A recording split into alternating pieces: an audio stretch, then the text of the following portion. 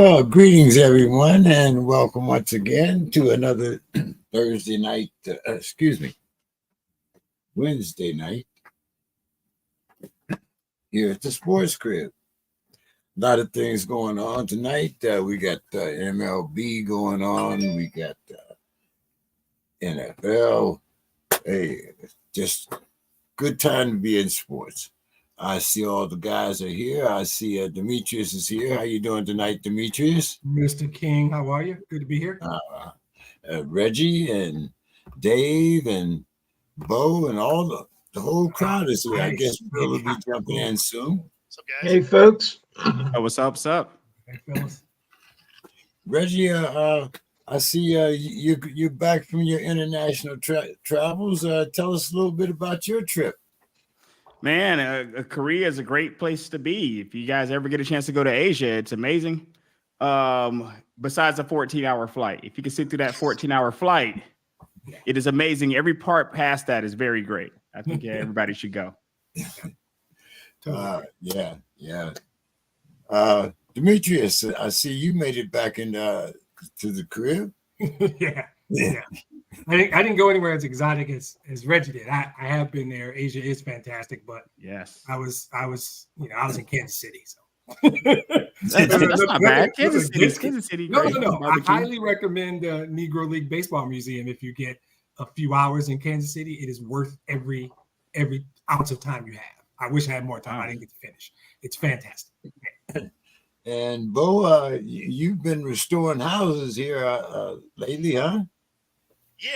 It ended up having to do a little bit of work during the show last week, but so just some consulting stuff. And Dave, how are you doing today? Doing great. Got Sue back. She was over in Stone Harbor, but she got back this afternoon. Right. Okay. So that household is happy now. Did she get a chance to look at our agenda, any? Yeah, we got Sue notes this week. She did.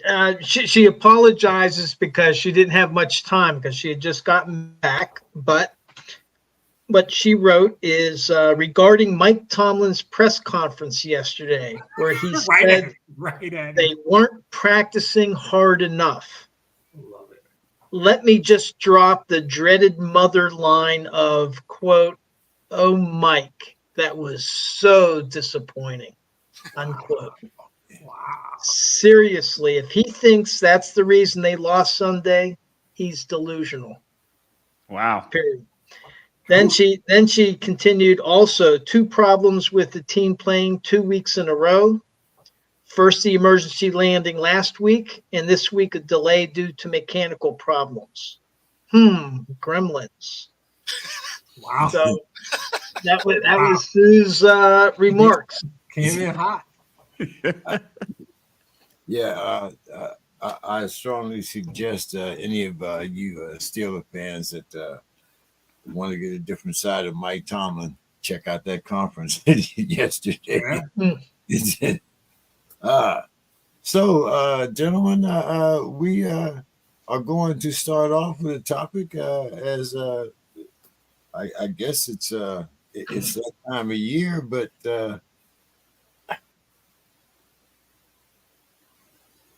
Reggie, get out your black socks. I knew it was coming. Good, because we're going to talk some baseball here, man. You know. All right. But I'm going to pick the Braves to win the whole thing, so Reggie's going to be fine. Yeah, that's all my commentary that I have. You just took my whole thing. All this stuff, right? But Demetrius, we've had many a discussion about the game of baseball, speeding it up. Whether you're a purist, whether you're one of these millennials that want to speed the game up and whatnot.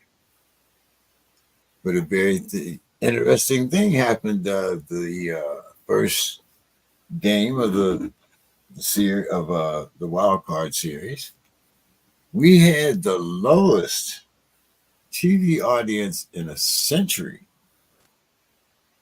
A century. That's longer than I've been living. and I'm old as dirt.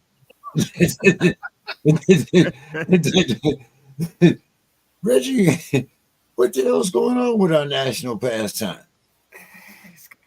I think it has something to do with just maybe the teams. This is not at this particular point. I mean, the Rays and those teams in Florida, they don't show up to the games in person. So it's kind of like this is why would anybody show up to those games virtually? They seem to have trouble getting attendance in Florida to those games, and that's probably across sports. The Heat games, they don't show up there till third or fourth quarter for those teams. So it's not really surprising to see that the Rangers didn't have the draw. I'm not sure what they were expecting. I'm not sure what the expectation was here for these teams, to be honest with you. Reggie, I mean, it's the playoffs. It's baseball. I think people will be there for the Braves when the Braves play. We'll make sure people are showing up for that. I think people will be around for that. Oh, okay. At least more than this, I'll tell you that. Okay, Demetrius. I know you got a rant ready here. But I'll keep it short, though. It's definitely a rant, but I'll keep it short. So I think the idea was the crowd was the lowest, right? TV ratings don't matter. But realistically, and this sounds like a baseball apologist, because I am, because you guys know how I feel about that game, right? So this is not a reflection of the game. It's a reflection of the Tampa Bay Rays. They are always in the bottom 4 in attendance. They got a crappy stadium that's hard to get to if you've ever been there. It's not they're going to build a new park. It's going to be smaller. It's going to be nicer. They're going to fill that place up. But they are always in the top 5 worst attendance. It doesn't surprise me that people in Tampa don't show up for a Rays playoff game. And the start time was 3 in the afternoon. People got to work. It's a Tuesday, right? People got to work. And they didn't announce this until Sunday night. So 36, maybe 40 hours before the game, they announced a 3:07 start time. Ain't nobody going to that. Not in Tampa. Now, if that game would have been in Detroit, it would have been sold out. And the Braves would have sold that out. Tampa, and I'm not even bad-mouthing Tampa, because they got a core of about 16,000 Rabbit fans that love that team, buy season tickets, but they play in a ginormous, crappy stadium. And people don't want to drive out to St. Pete to go see them, right? Even though they're good. So this is a reflection of the Tampa Bay Rays. Reggie said it right. The next round, you're not going to see empty stadiums. When you get to the conference championships or the league championships, every seat will be full. This is an opening round 3:05 game in St. Petersburg, Florida. That's all that it was. It's a single data point. That's all it was.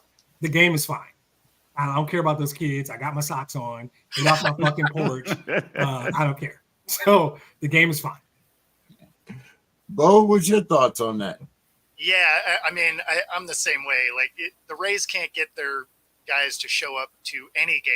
I don't know why this one would be any different. So, yeah, I mean, I think the game's fine.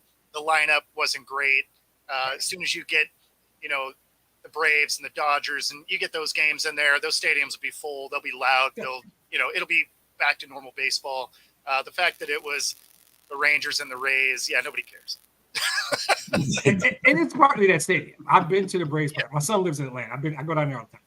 The Braves Park is fabulous.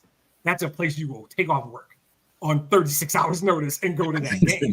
That's never going to happen at that place in Tampa. Actually, I think it's in St. Pete. It's crappy, though. I've been there, too. What's your thoughts here, Dave? Yeah, I agree. I think it's an anomaly. Just for example, in the regular season, I believe I saw a statistic that overall total attendance in Major League Baseball up 9.6% league wide. It is, yeah. So I think, like Reggie and Demetrius were saying, and Bo, this is related to where the game was, the day of the week, and the time. I think it's an anomaly right now. Okay. Nice try, though, James. I know what you tried to do to me right there. It's fine. I see what you tried to do, but no thanks. Okay, Reg. Only 19 Latinos out of the 342 members of baseball are members of the Baseball Hall of Fame. Numbers have doubled since 2011, but only 10 Latinos have been inducted in the previous 38 years. Reggie, are you surprised? I mean, excuse me, Demetrius, are you surprised? No. It's a weird thing, but I'm going to tell you what I think it is. This sounds like it doesn't make any sense. But Roberto Clemente was the first to go in, and he set the bar so high because he was not just a great player. He was like this phenomenal human being. And so what has happened, because there are guys like Tony Oliva, Dennis Martinez, Manny Minoso, guys who probably should have been in, but I think they were always being benchmarked against Roberto Clemente, which is not fair. And honestly, when 30% of the game is Latino and 5% of the hall, you know that's a problem. Everybody knows it's a problem. Now, give it 10 years, those numbers are going to be different. They're about to start flowing in at a pretty high clip over the next 5 to 10, including my guy Miguel Cabrera, who just shut it down. But I think, honestly, as weird as it sounds, and I'm going to be honest, and I'm not going to make any friends right now, there is no organization that I dislike more than the Baseball Writers of America. I'm going to be honest. Wow. These guys are this group of snobbish, we know more about baseball, and there's no logic, there's no reasoning, there's no standard to how they make selections on a whim, and there's something about first ballot. So I'm not going to do all that. Sorry, I just did it, though. I think the thing with the Latino players is much more about the benchmark was Roberto Clemente, and there's just never going to be another Roberto Clemente. You can't do that. That's just not fair to all these really good players who should be in.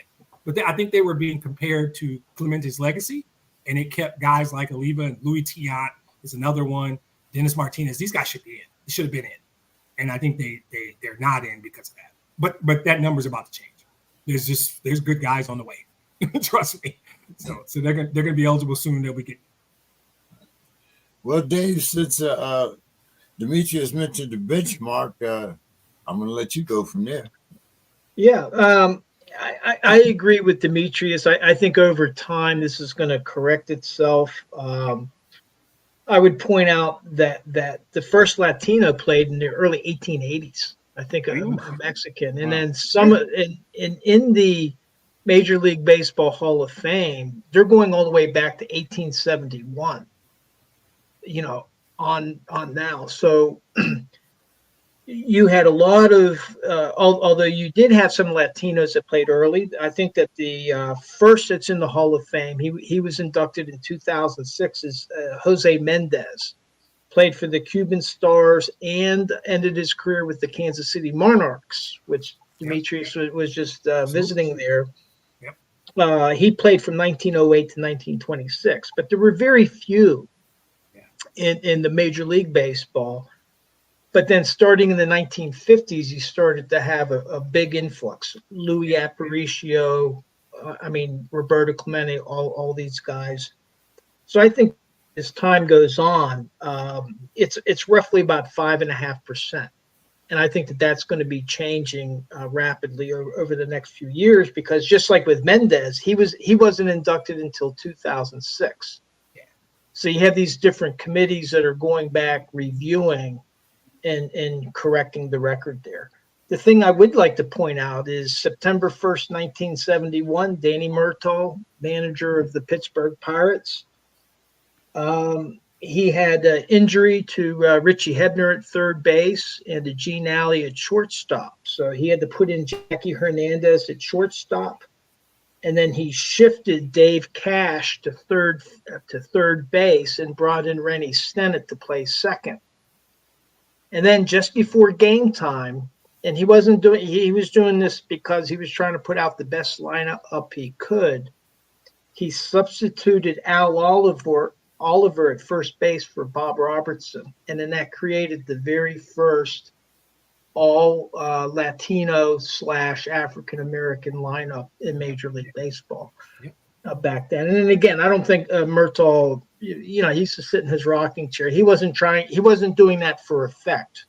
He was doing that because that was the best lineup that he could come up with due to the injuries and everything that he had. But I think that marks, since the 1960s and the late 70s, the game has opened up for a lot more people. And so over time,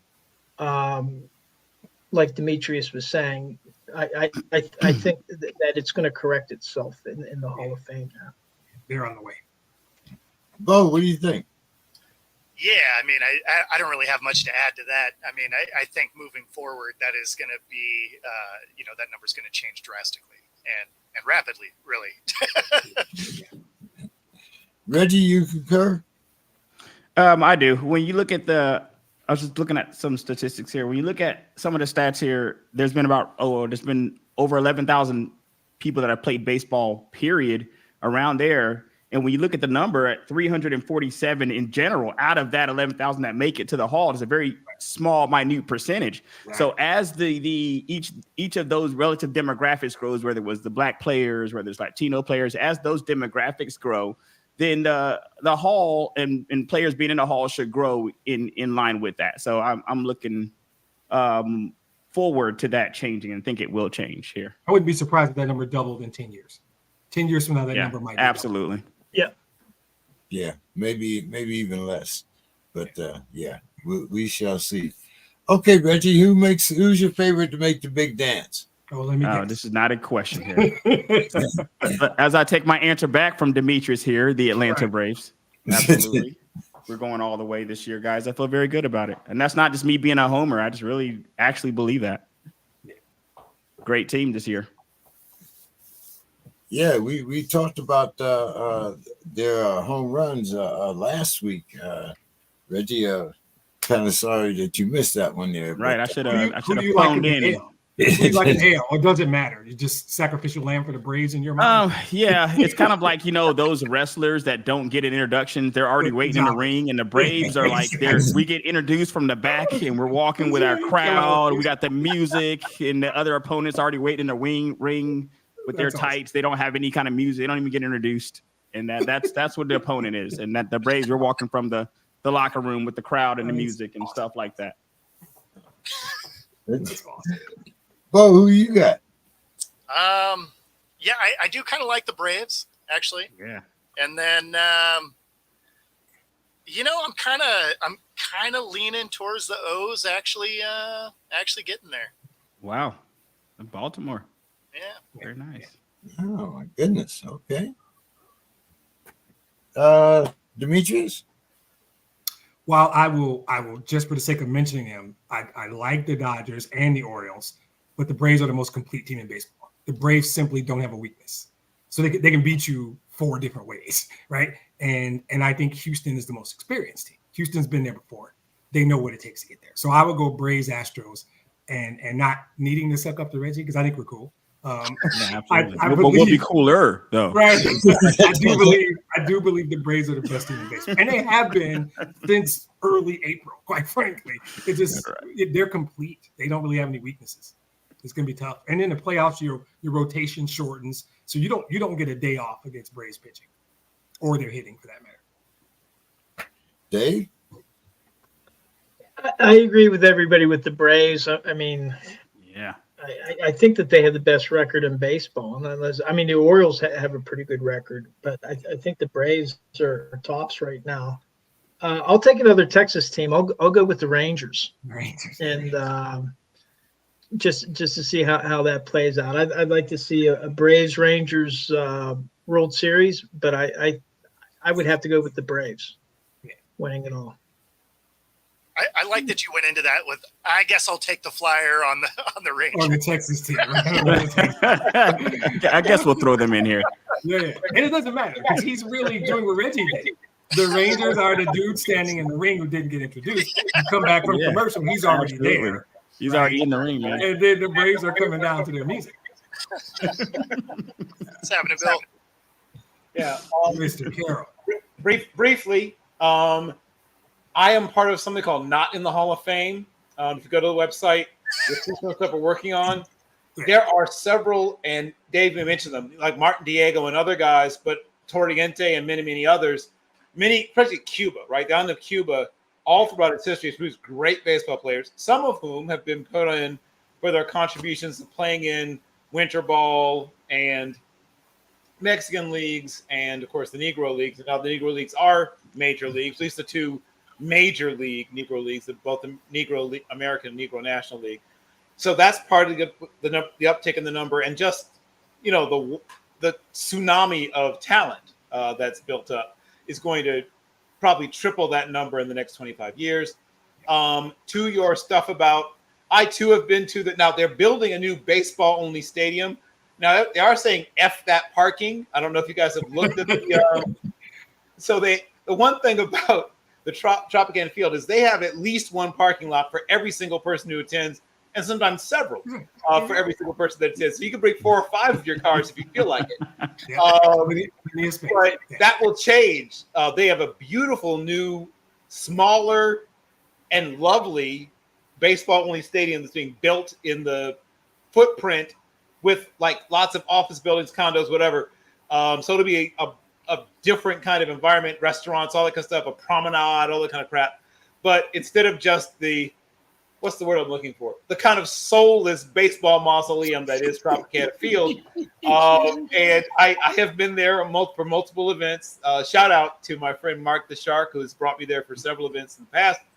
And that's all about to change. Now it's going to take a few years. They're going to, I don't know, play at University of South Florida. I don't know where they're going to play for a couple of years while they get rid of Tropicana Field and build the new, I can't remember the name of the new thing is. What are the new things going to be called?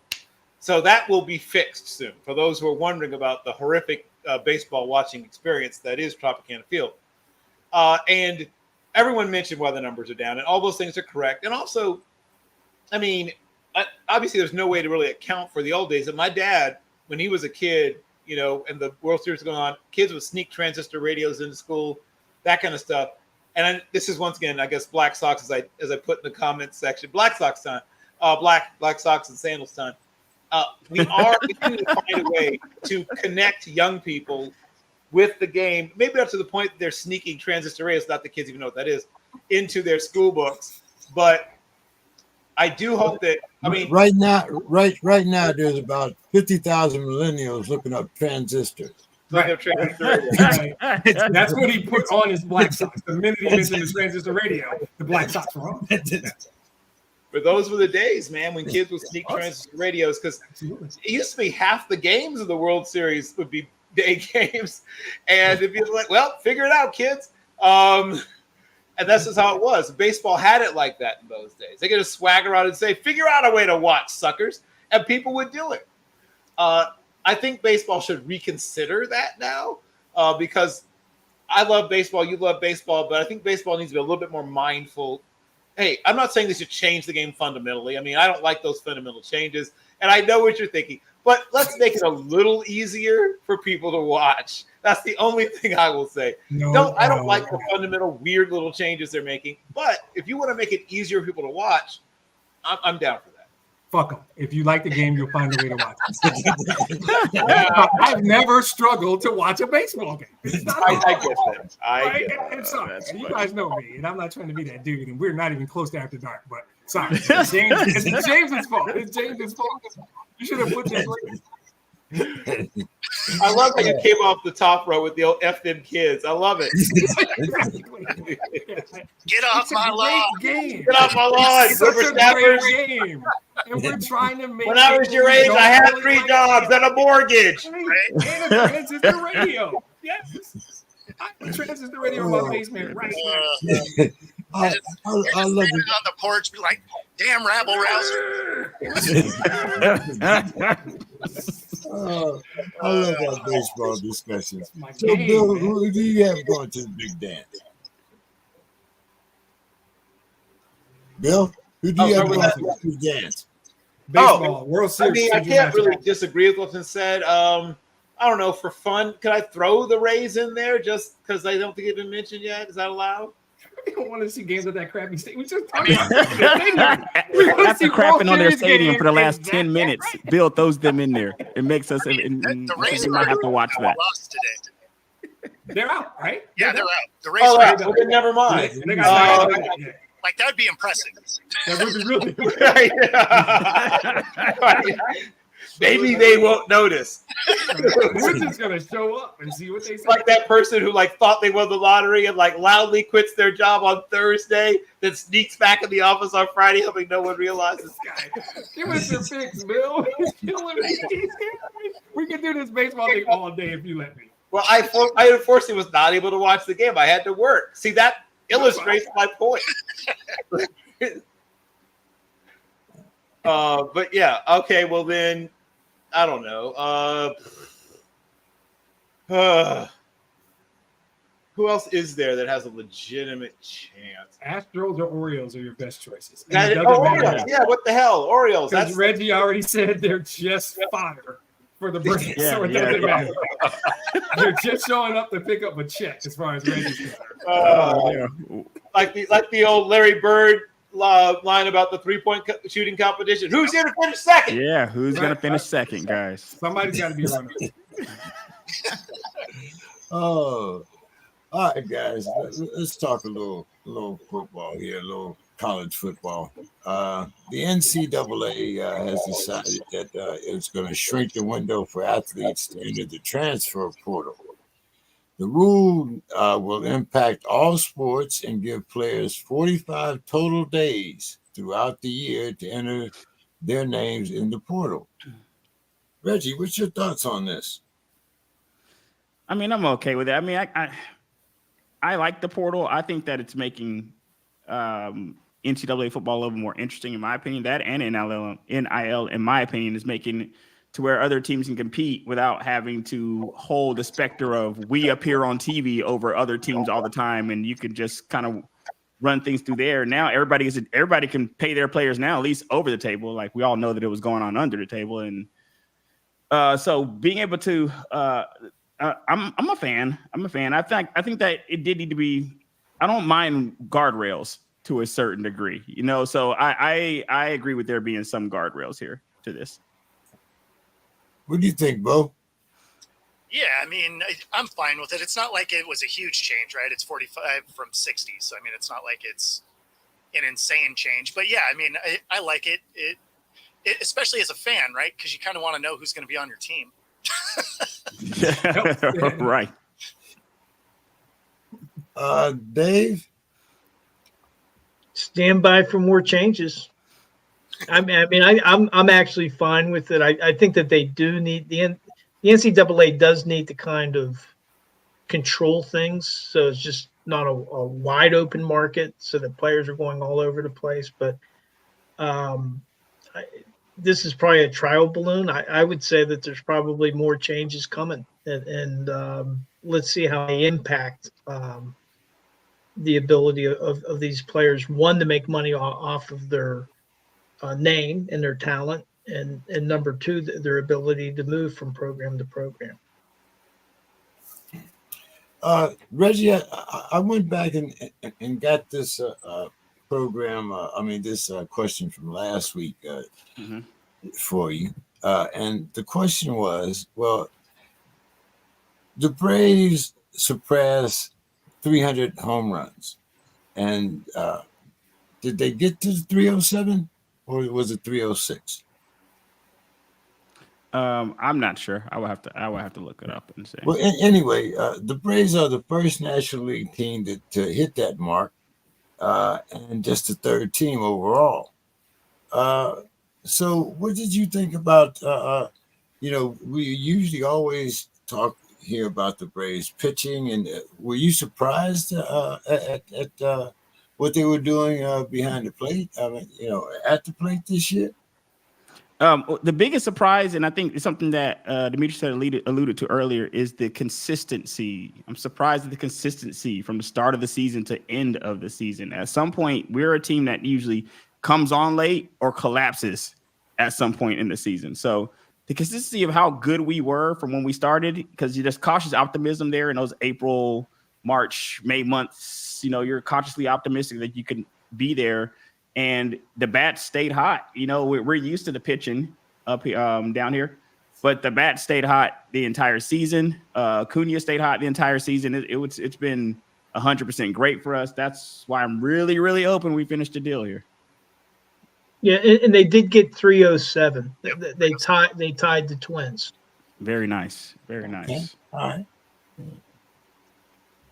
That's so much for Grandma's insulin money. At least we doubled it. Okay. I just want a quick comment on it. The reason I picked them and what we talked about was, in baseball, when you're complete, you can beat teams in different ways. You can win some days because your pitching is that good. You can win some days because you're hitting. You don't make errors. You play good, solid. They've been doing that since April, right? And most baseball teams go through a stretch at some point, August, maybe in July, dog days, they call them, where you'll get a 15-game stretch where you just don't, you're tired, you're bored, you're whatever. When you're that good, and you know you're that good, it's hard to get up every day. These guys play every day, right? They might get a day off every 2 weeks. That is why I like them so much, is because they never had a stretch where they just did not perform. Some part of their team carried them through 6 months of baseball. That's just impressive. So it doesn't surprise me because they hit from April and they hit in May, June, and July, and then they hit in September too. So it's not surprising to me. They've been complete all year. It's a really good baseball team. I'm going to throw one more curveball here at you guys because this was a subject that we talked last week, but see, Reggie wasn't here, Bo wasn't here, and Demetrius wasn't here. So here's the thing. How good can you be when you don't even hit 200? The Phillies' Kyle Schwarber. There we go. He nailed it. Is hitting 198 with 100 RBIs and scored 104 runs. The Dodgers' Max Muncy is hitting 211 with 102 RBIs and has scored over 90 runs. So, Demetrius, how good are these guys when you don't hit 200 and you're an everyday player? If you drove in 100 runs, that's why you're good, right? Everybody's not Ronald Acuna. Everybody can't do everything. Some guys are good at one thing. And if you drive in 100 runs every year in every era of baseball, that's just an impressive feat. It means you showed up and played a whole bunch of games, you didn't get hurt. But it means when guys are on base or in scoring position, you drive them in. So if you can hit 200, but guys in scoring position, your average is probably a lot higher. And if you do that well, there's a place for you in this game. If you drive in runs, that's how you win games, by scoring runs. So if you're somebody I can put at the plate with a guy on second in a close game and you're going to get the hit then, I don't care if you hit 200. You 102 RBIs, I think you said somebody, that is one of the top 5 most critical productivity stats in this game. It's driving in runs. A guy I can put at the plate is going to drive in runs. There's a bunch of guys who can step up and fly out and leave 2 men on base. That's easy. I've done it.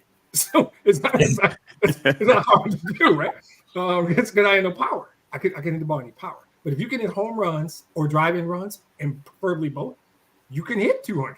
It's okay. Your job is to drive in runs, and it sounds like these guys are doing it. That's why there's a play. It's like left-handed pitchers. You don't have to be that good to be left-handed pitcher. You really don't. If you can throw the ball over the plate left-handed, you got a job, bro. I'll find somewhere to get you in the game. So the answer is productivity. If you produce runs, and that's what RBI means, there's a place for you in the game. You agree, Bo? Yeah. I mean, because a long out can still score runs, right? Exactly. So you may make contact. Like, it's not like those are all strikeouts. I mean, it could just be a long out that brings a run in. So, I mean, do you like seeing that number? Of course not. Right? Like, if he's your leadoff batter in the 5th inning, you're like, well, that's too bad. But, but if he's batting 3rd, you're like, all right, if somebody's on, he's probably still going to get out, but he's probably going to drive him home, right? Exactly. So, and plus you're seeing it just across the league in general. You're seeing batting averages drop because the game became so much more focused on trying to dent cars in the parking lot than small ball anyway. So there's a lot more strikeouts than there used to be just across the board. So a lot of these batting averages have dropped over time. But in this case, being that low, yeah, I mean, if you're driving in runs, you're still going to be on a roster. Reggie. I agree. I mean, a batting average starts with a 1 is not something that you want to see. At the end of the day, though, what you do want to see is your RBIs that start with 1 and 3 digits. You're hitting over 100. I mean, that's clutch hitting, right? That's the way that I look at it. Either you're a clutch hitter, maybe you're just you're no good anywhere else on the lineup, but you're the guy they want in the game when there's people on base and you're trying to score. So Over 100 RBIs is impressive no matter what the generation we're talking about. That's impressive. Yeah, but like you say, 198, It's not doing it. but not only have you knocked in 100 runs, but you've also scored over 100 runs. So it's so statistically improbable. I want to dig into those numbers when the Right. podcast is Right. over. See what's going on there. Who the hell did you do that? How the hell did you do that? They had to have been like opposite side warning A track. bunch of long fly 5 and 2 runs apiece. Warning track powers in opposite field. I don't know how I don't know how you pull that off. That's the only way I can think you do that. Hey. Yeah, were you guys hear when I talked about how my dad and I sort of dreamed up a metric called contact to damage? Oh Yeah. no. Sounds I wasn't. No, I did not. Okay, so years ago I talked about this on the show. So I don't know if this might have been with a whole basic different group of people, I guess, because it was a few years back. But my dad was at one point a statistician for a team called the Norfolk Tars. One of my dad's many side hustles while he was a college student. And they were an A-ball franchise in the town where my dad was going to school at Norfolk State University in the early 1960s. And just bored or whatever, he essentially took the number of balls that were put in play and divided total bases by number of balls put in play to give what he called the contact to damage ratio. So he didn't care if these balls ended up being caught, singles, doubles, whatever. He would just take the number of total bases you generated, divide it by number of balls you put in play. And, to my knowledge, no one ever picked it up. But we used to talk about, guys, contact to damage ratio. And we used to award certain guys like Dave Kingman one year was the champion. He didn't make a lot of contact. We did a lot of damage with the little contact he made. That's what it sounds like this is. That sounds absolutely. What this is.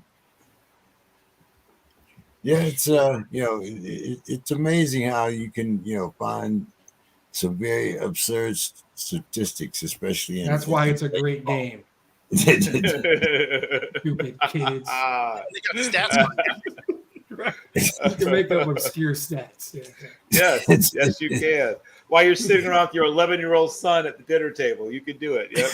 Yeah. I mean, it's just weird things. It'd be like, oh, this is the first time on a Tuesday night game with a buzzed haircut that he bat left hand instead of right. And it's just like, okay, well, yeah, but who cares? Because the next time that situation is there, you want to be prepared for it. You'll be ready. Something. Bo, if you stay ready, you don't have to get ready. That's what I heard. Let's see. Bo, number 21, Washington State looks like it can be a Pac-12 contender after that 38-35 win over number 14, Oregon State. Bo, is Washington State the real deal, or is it fool's gold? Okay, so as a Pac-12 fan and being from Washington and watching the Cougs Coug a lot, I'm going to go with fool's gold. They do have a good program, though. They actually have a nice team that they're putting together. And that's not to take anything away from what Oregon State was doing, because they're building a nice defense also. So it's they can do some damage. Obviously, there's some work to do because the Pac-12 has a lot of ranked schools this year. So they're going to have their work cut out for them. But yeah, I mean, they're a good school. They can hang with just about anybody else. It just all these ranked teams from the Pac-12, and then next year they're gone, or is it the year after? It's next year. No, it's next year. There is no. That just blows my mind. I mean, you have so many successful programs. And I wonder how Bo can keep saying Pac-12. Does it feel weird when you say it? I'm hearing you say it, and I'm like, wow. It sort of makes me sad. Yeah. Right? Because I'm a Husky fan, right? So it's been, I remember when it was the Pac-10, and it's sad to see what the traditions that are going to go away are going to go away. right? Especially when it comes to Washington versus Washington State, because the Apple Cup, right? Yep. And that's not even going to end up being on the schedule, right? Because at this point, like, don't get me wrong, the NCAA will probably throw them a bone for the first couple years, but after that, there's 18 schools in the pack, or in the Big Ten now. So there's no room for out of conference games at this point. Yeah. So games like that have a ton of tradition, right? They've played it 114 times between the schools. They may play it one or two more times, and that's it. Wow. Did anybody here collect those baseball cards that had like the plastic sheeting over it, like plastic coating over it, where if you tilted it, it would change the view, almost like they felt. Oh, the hologram. Right, hologram. I hope they do that with the Pac-12 logo next year, where it's 12 and then you tilt it, it's just a 2. Oh, Wow. Shots fired. Goodness gracious. It's not even after dark, Carol. Do you even need shots? They're burning the ship to the ground. They are. This is Bill shooting at a dead corpse. On this way out, right? Yeah. Like this gun had some more ammo.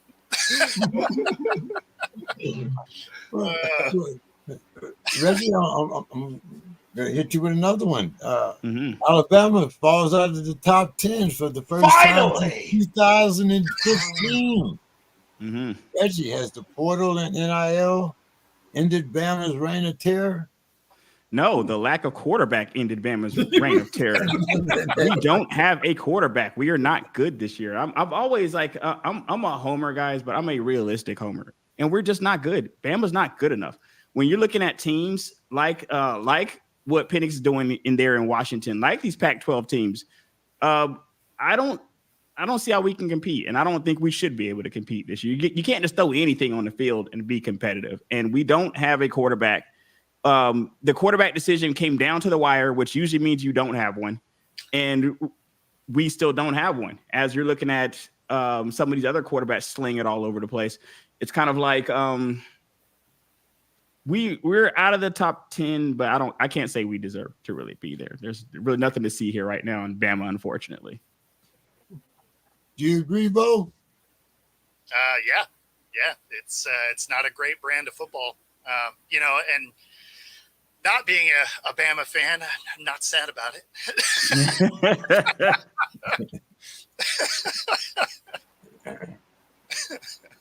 Demetrius, what's your thoughts on that?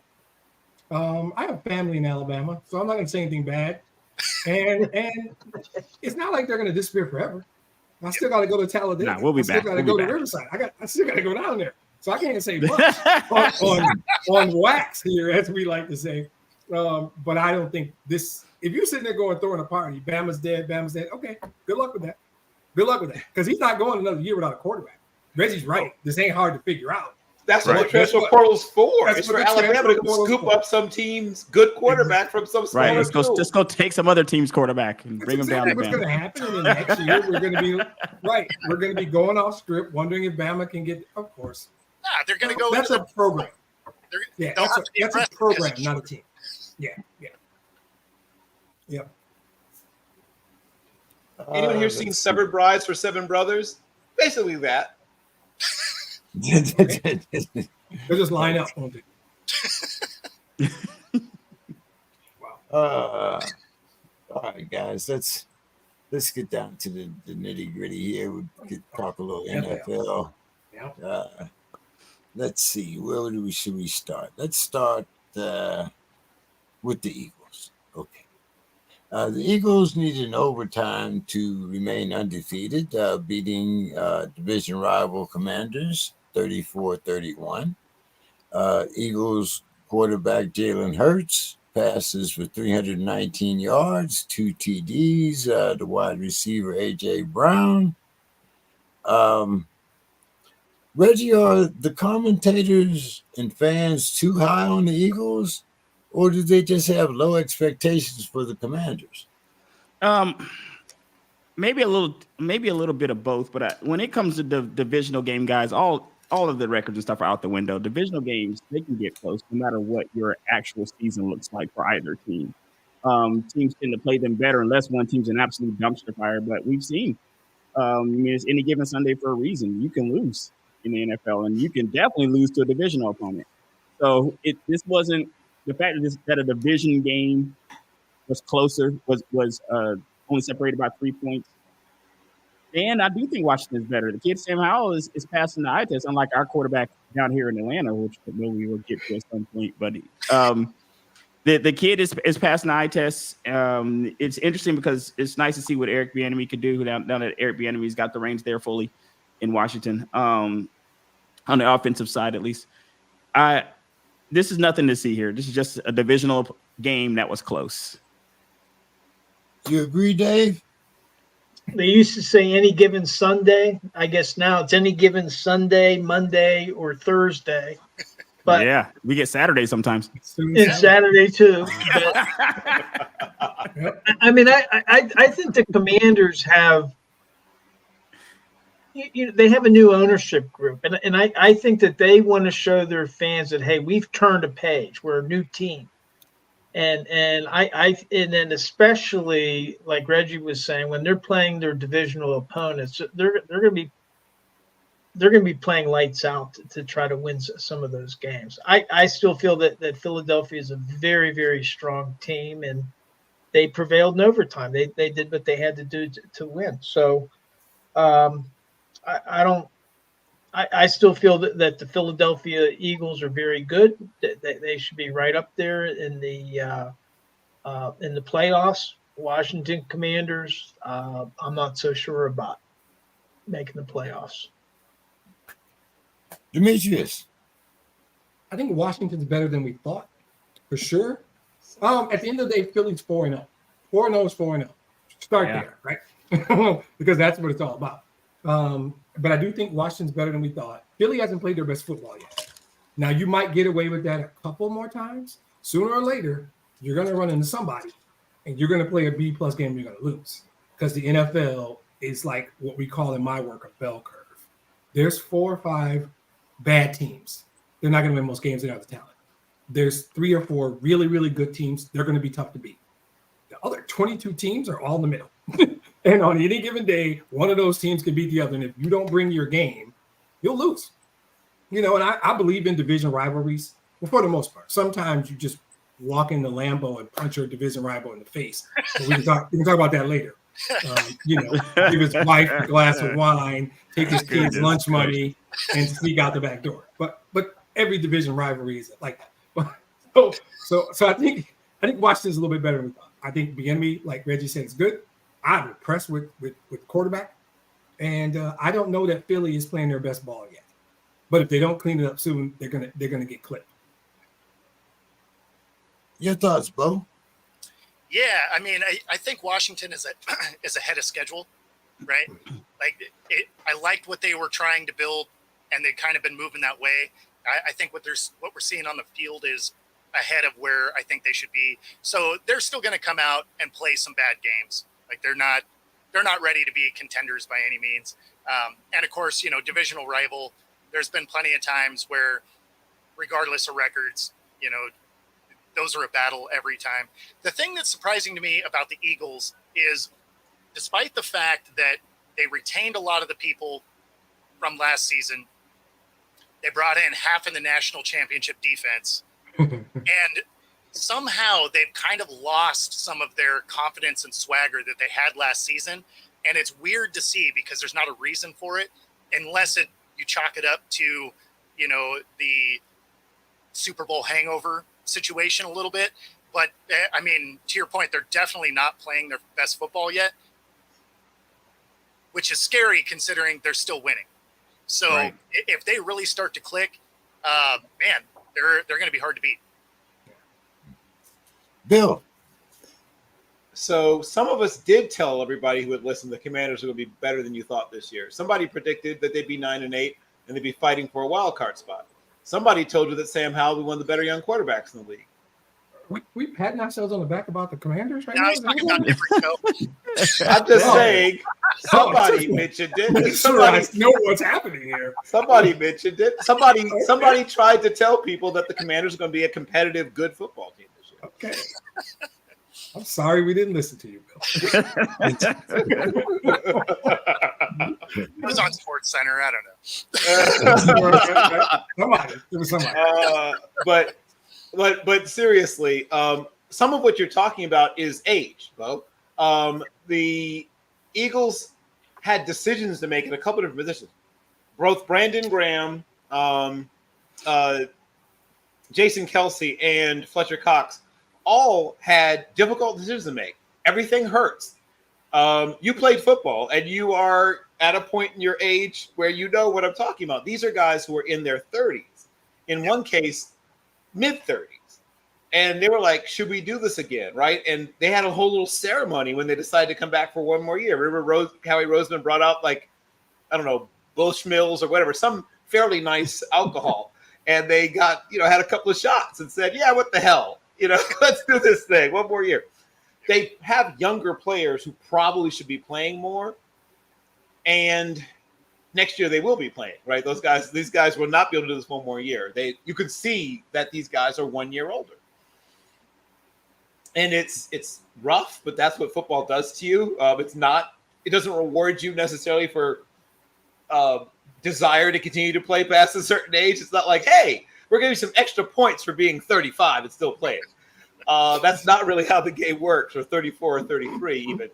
So you're seeing guys that are a little less explosive. You're seeing guys that they still have all the leadership, they still have all the everything else, all the want to, but their body's like, oh man, third quarter, huh?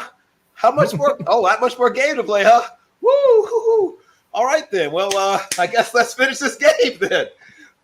It's just hard to play past a certain point. So some of their best players, I mean, Darius Slay is still playing at a high level, but they have some of their best players are some of their oldest players. They have a great young quarterback. They have great young receivers, and people have seemed to think that's the team. Go through the rest of the roster. The offensive line is young on the edges and a little older in the middle, as I just pointed out. The defensive line is kind of young on the edges, and guess where? Kind of old in the middle. That catches up to you at some point. So they're going to have good days and bad days. When you're at that point in your career, you get out of your bed sometimes like, well, I'm going to play as hard as I can, and I'm going to maybe get a little extra help from whatever the team doctor can offer me. But I was going to say, those are the extra points you get. They're in milligrams. Yes, there you go. That's the extra, right? Exactly. That's the extra, right? Exactly. Measured in milligrams. Hello, my old friend. I'll just bend over and let you do your work. But yes, when you get to a certain point in your career, you're playing on, what do they say, guile. That's just another way of saying, yeah, you're learning to hold better. You just can't run like you used to. You aren't quite as strong as you were. Your body doesn't. That's the main thing. Your body doesn't recover like it used to. These guys would play a football game and go dancing afterwards. These guys finish a football game. They go to their home where they have a hyperbaric chamber waiting, right? A recovery tub, a personal masseuse who comes in the morning. Their dietitian adjusts their dosages of whatever they're eating. Like here's some bee pollen and whatever. Like, you're just trying to get one more year out of your body at this point.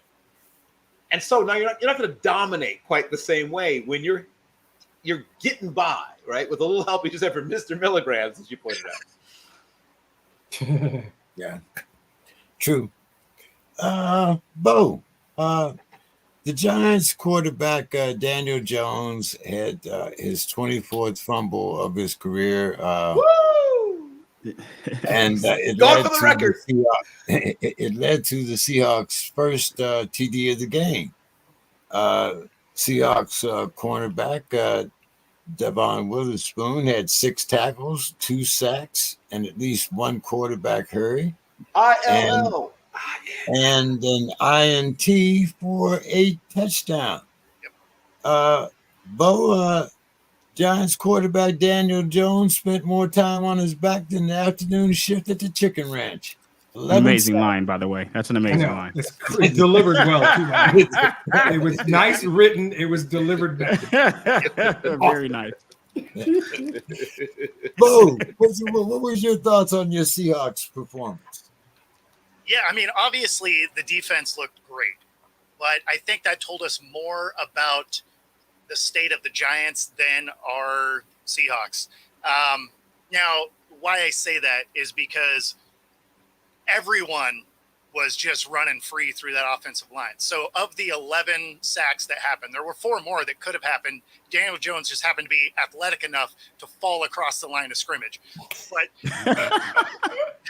so, I mean, so if you go with the 11, there were 4 guys that had double-digit sacks and 7 total guys with a sack. So that's not like there was one guy that wasn't doing his job. That was literally the entire offensive front. Couldn't stop anybody. It was a track meet to get to the quarterback. The thing that is crazy to me, and we saw it in the Dallas game also, is I don't know if Dable just doesn't like Jones or wants him to die, but when the game is way out of control, like, yank him out, live to play another day. You're not coming back from 40 and 40 down, or in this case they were it was down 27-3 with most of the fourth quarter left. I mean, at some point, give your backup some reps. Your main guy has been in the grass more than he's been upright. Like, live to play another day. On the flip side, as a Seahawk fan, I loved every second of that. Exactly. So, I mean, it can be two things. The thing that is really good on the Seahawk end of it is obviously statistically all of that was awesome. But they've managed to, over the last 2 weeks, really shore up their defense in the middle of the field. Now, some of that is because neither one of those teams have a running game to speak of, right? With Saquon injured, and then the Panthers are the Panthers, right? So you're not worried about anybody running from either one of those. Plus, it's not even like you had Bryce Young as a threat. It was Andy Dalton for that game. So there was nothing to challenge the middle of the field. So I still have a lot of questions there.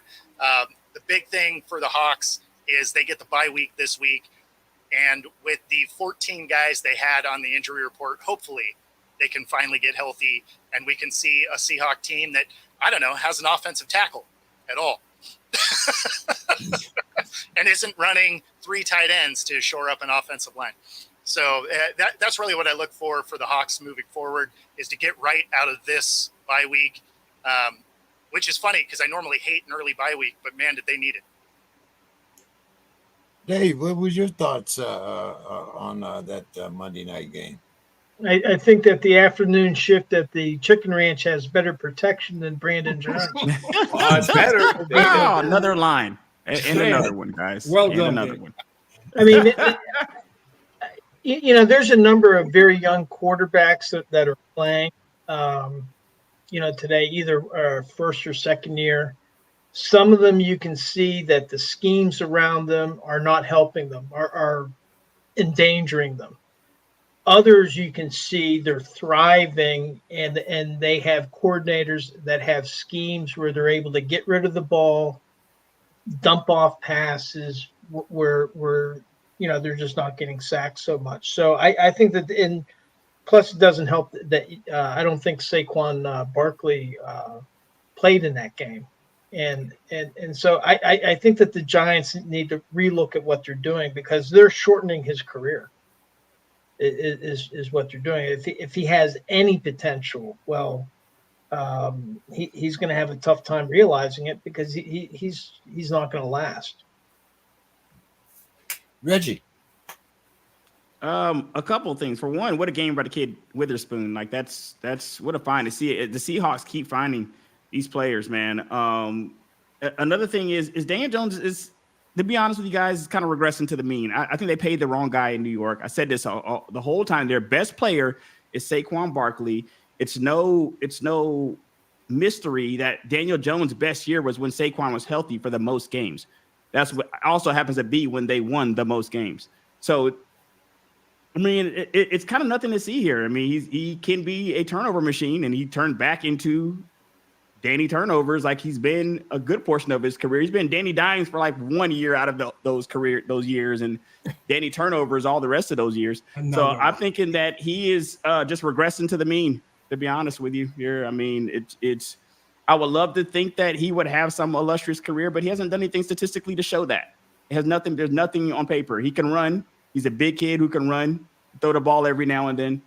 But there's nothing here in his body of work that tells me that he is the future of any NFL team. Maybe he needs to go somewhere else. And also, let me give him some credit here.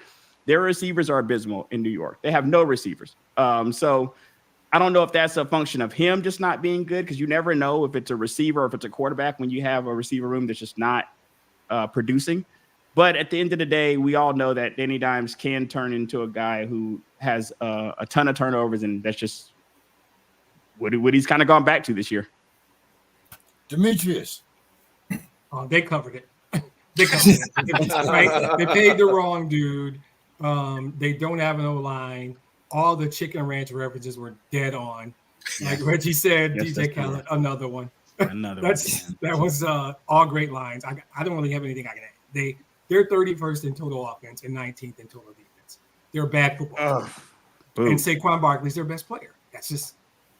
He's not so I wish I could come up with something cute and creative to add to it, but the guys covered it. Sometimes it's fine to just say, good job, guys. That's pretty much how I feel about the Giants. Bill, you want to put this subject to rest? I will throw out that they somehow have managed to turn Darren Waller into, I don't know, a decoy. I mean, there are some structural issues. I agree that, yes, their wide receiver core leaves quite a bit to be desired. I would not dispute that. They've had a combination of injuries, ineffectiveness, poor usage, and incompetence. But other than that, they're nailing it. But I'm going to lay most of the issues they've had. And once again, ILLINI. Say what you want about Lovie Smith, but go back and look at that defensive secondary where they had 3 guys drafted and 1 superstar, and the other 2 guys are going to be good when they get their chances. Watch for Jatavius Quan Martin when he starts playing more. Watch out for Joseph? No, the other Brown. Oh, well, Kerry Joseph's already killing it, but he didn't. But about the Brown brother, Sidney Brown as well. All those guys are flat out dogs, and they'll all be good. Watch, but that offensive line play. Now, first of all, I would be very clear. I'm a sicko. I watch a lot of football, and then I watch it again, and all 22 style, because there's something desperately wrong with New York Giants football. You watch again? I watch them all. Gracious, I watch them all. Wow. Bro, do you love yourself? What are we doing? I watch them all.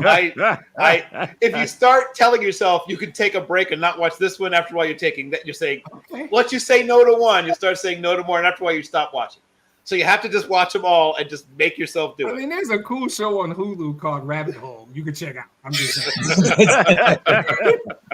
Multiple views of the Giants. Jack Ryan. That is the Giants' offensive line. Exactly. Right.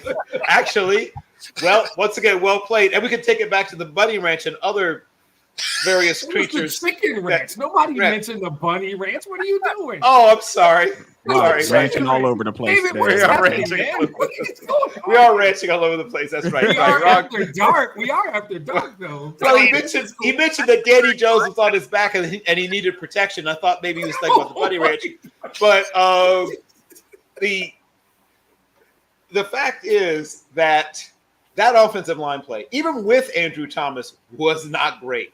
When Andrew Thomas went down, they went from having a very poor offensive line to just, oh my living God. It was amazingly awful.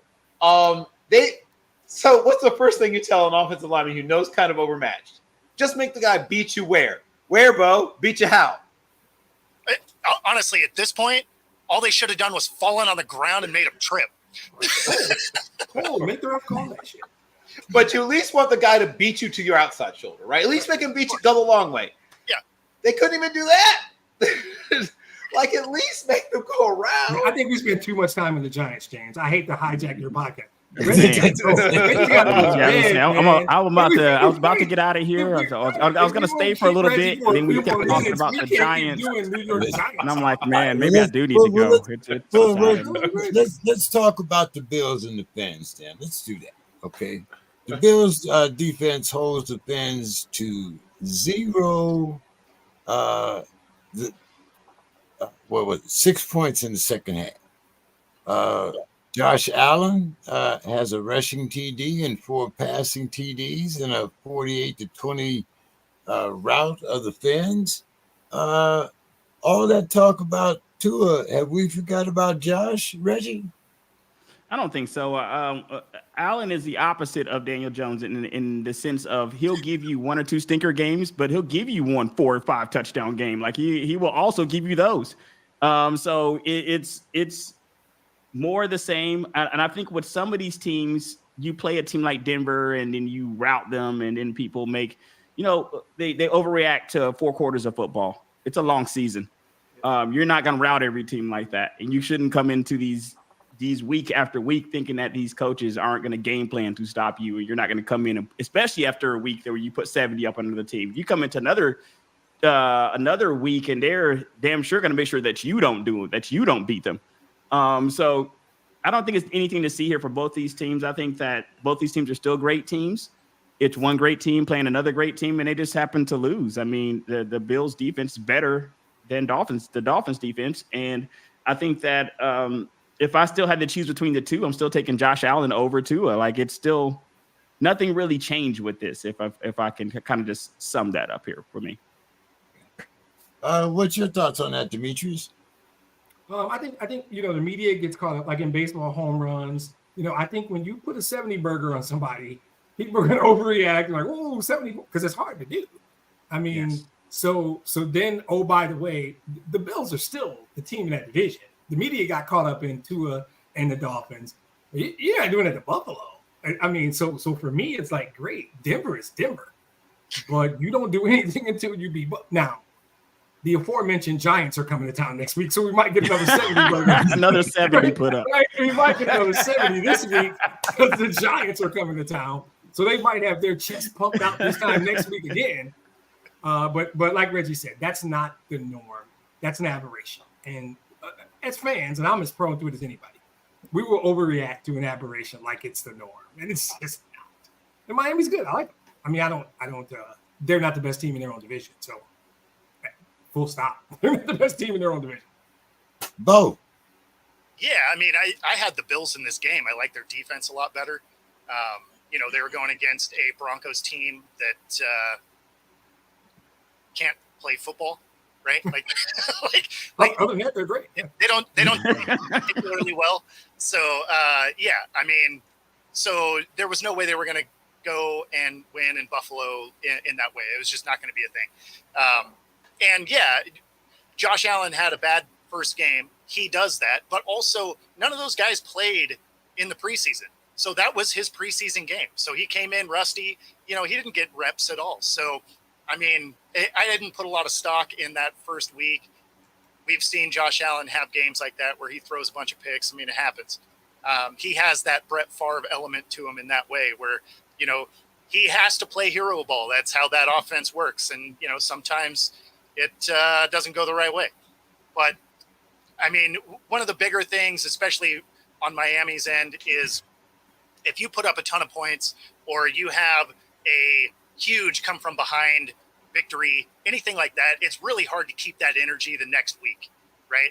It's for whatever reason, you can't usually keep that high week in and week out. Like if you have something where you're just dominating across the board, or you got to come back in some miraculous win from behind, the odds of you winning that next week is so low. Bill.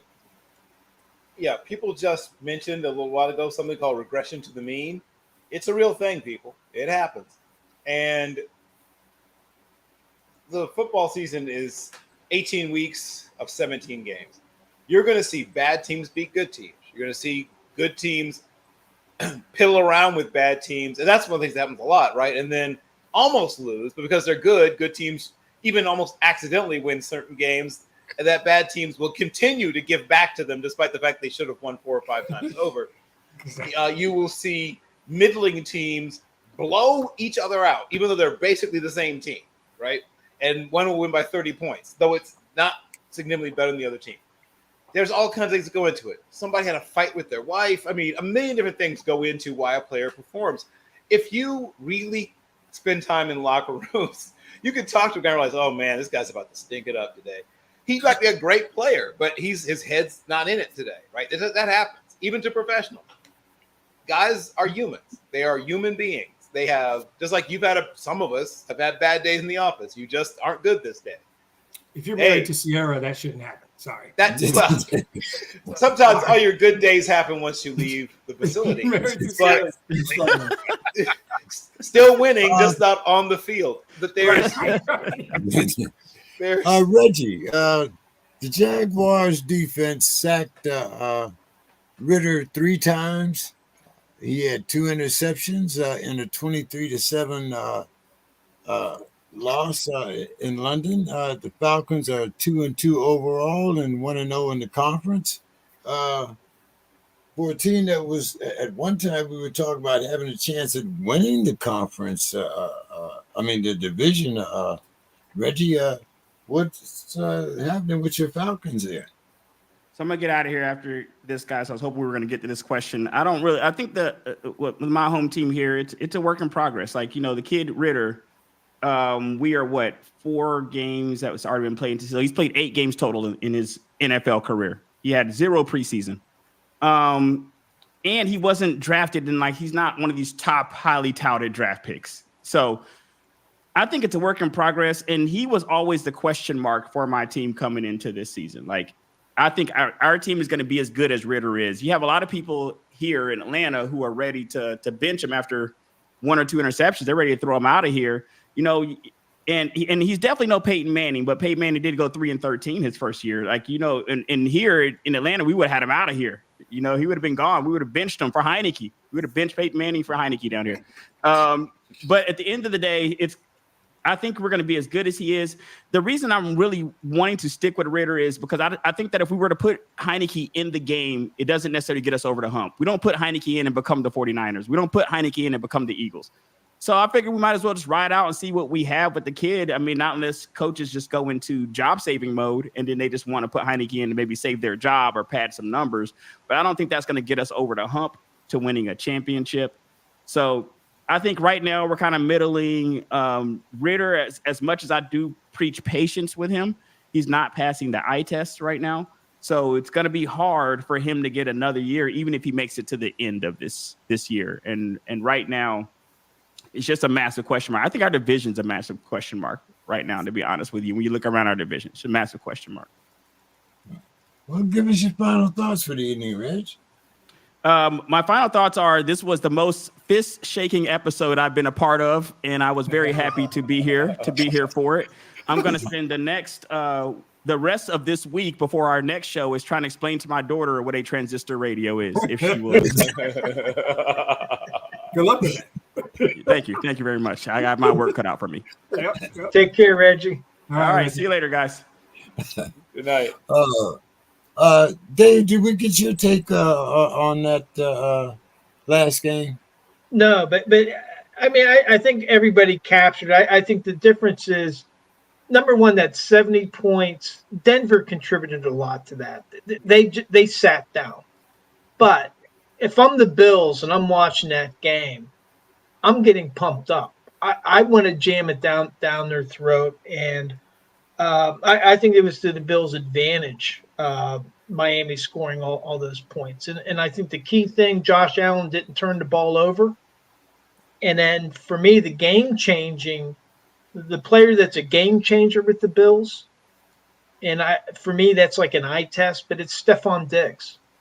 You got somebody like that, and he went off for 160 yards or whatever, and they couldn't shut him down. So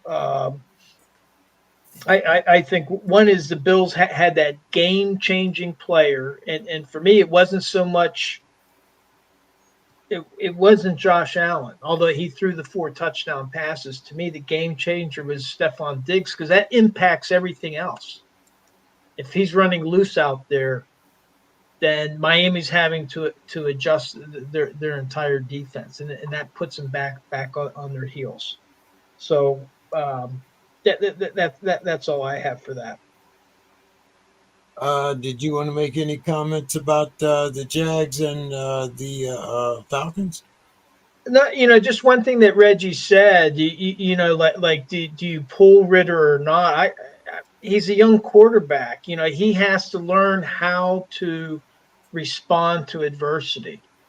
And it's like, okay, he threw two interceptions. He had that. He doesn't learn by putting him on the bench. He needs to get back out there and respond to adversity. So I kind of agree with Reggie there that you need to keep him at it. He needs to get in there and play. Okay. Bill, the Rams used overtime to take down the Colts 29-23. The Rams quarterback, Stafford, he overcame injury to throw a game-winning TD to Nakua. Bill, are you surprised at the Rams' success so far? I almost feel like ceding the balance of my time to the fine gentleman from Michigan State University. But before I hand this to the senator, I'm not that surprised, to be perfectly honest. We talked about effing them kids, and in this case, effing them picks. This is a team that's put together differently than most other teams in the NFL. They have a very distinct two-tiered system where they have some aging players who are being paid very well, and then a bunch of guys who are mid to late round draft picks or even undrafted free agents, including Puka Nacua, who's a mid-round draft pick, who are overperforming. Now, some of that goes to scouting. And it's something that people don't talk about enough when they talk about how teams are constructed. Teams can paper over certain indiscretions or mistakes or problems they have by just finding good players where other teams don't know how to find good players. Once again, I see the balance of my time to the fine gentleman from Michigan State University. See what he did there? He said a whole bunch of smart shit and then passed the mic to me. That's a setup. Right? That's what he does, right? So I'm going to be quick, and then I'm going to do the same thing and pass it the ball. Everybody knows I love number 9, but they're 2-2. So I struggle with the word success. They're 2-2. Now, I'm an unapologetic Matthew Stafford fan. I love single-digit 9, and everybody loves 99. So they still have talent on that team. But the reality is San Francisco is still in that division, and that Seattle team came to Detroit and beat my team. So let's revisit this in like 4 weeks and see how we feel.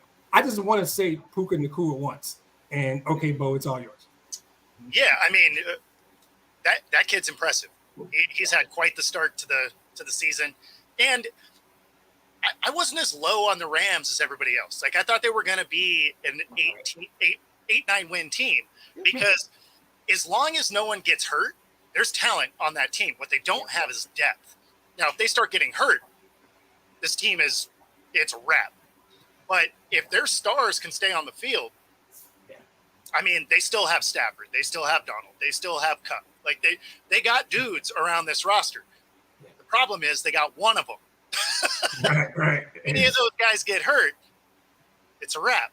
Well, it's funny you say that because Cup is hurt, and who's going off? Tutu Atwell and Puka Nacua, who are both mid-round draft picks, are going nuts. No, but that's the thing is they were able to find that talent.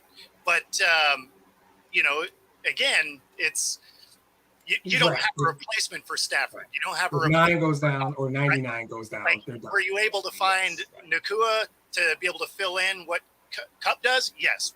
And awesome that you did. Did I think you were going to? Is that sustainable? Now we all know him.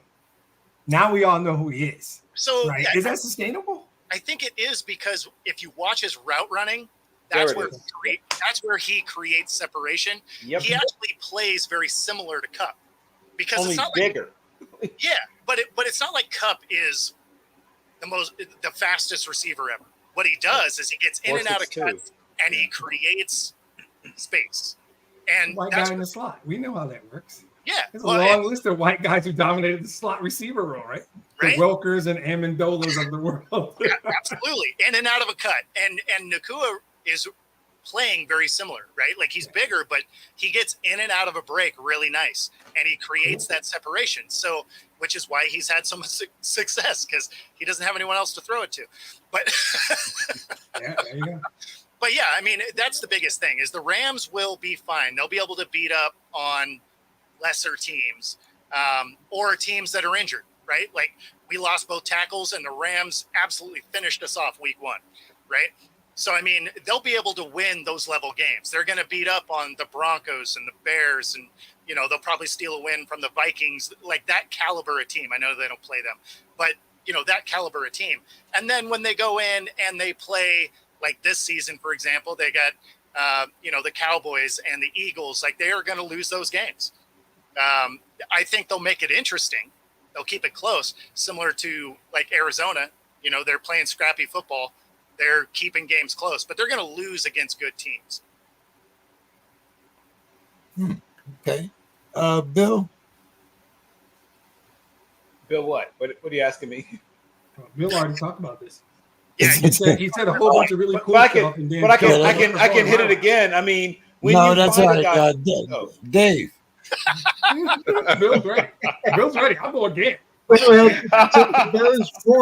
to Bo's point, they almost didn't have Matt Stafford, right. you know, because he hurt his hip. He came back in, right? Yep. Now, Matt Stafford did practice today.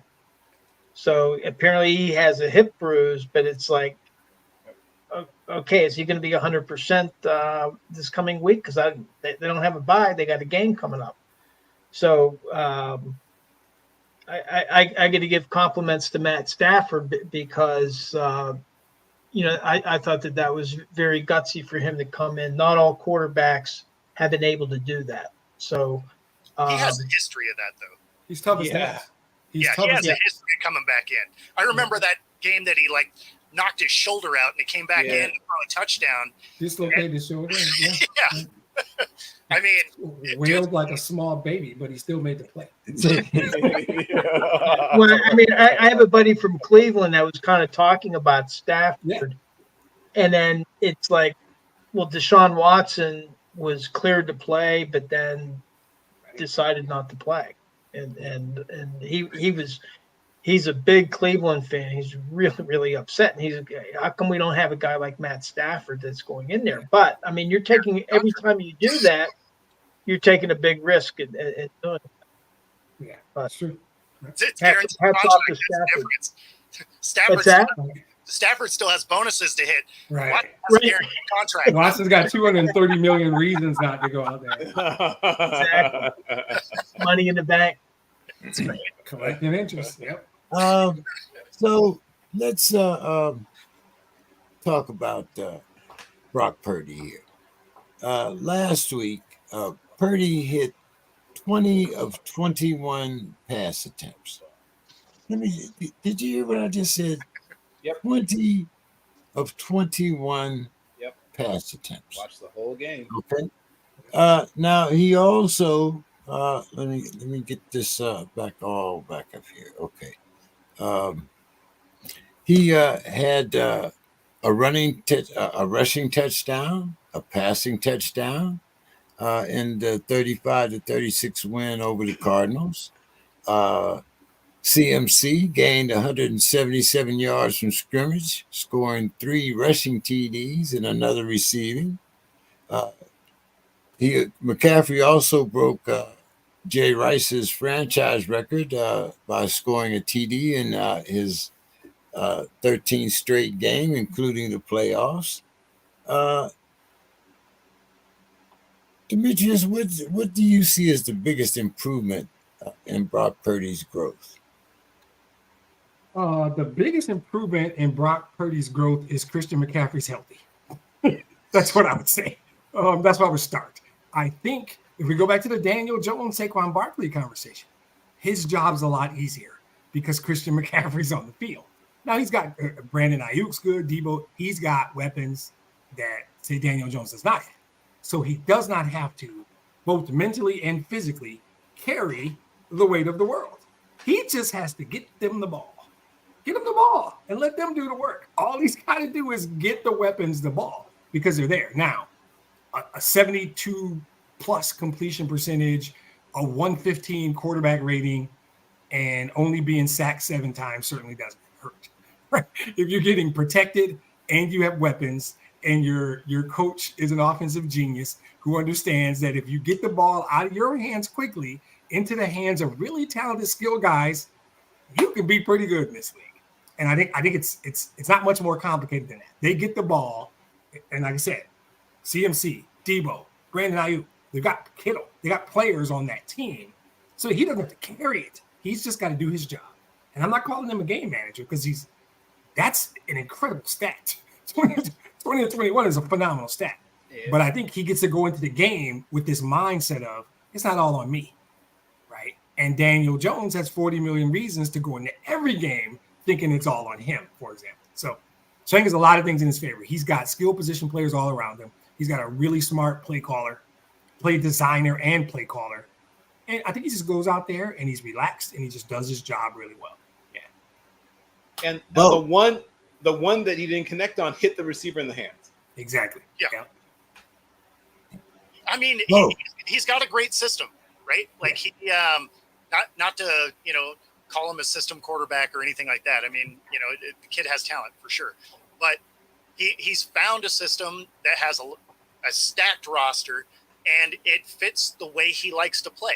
I mean, it's the same reason Gino's having success where he is. Yeah. And, it's the same reason that guys with similar talent don't have success. Like obviously the system, if you don't have those key players, doesn't work for Daniel Jones. But the system seems to be working for Baker Mayfield, which is hard for me to say because he's so inconsistent. Right. But he's playing really good football right now.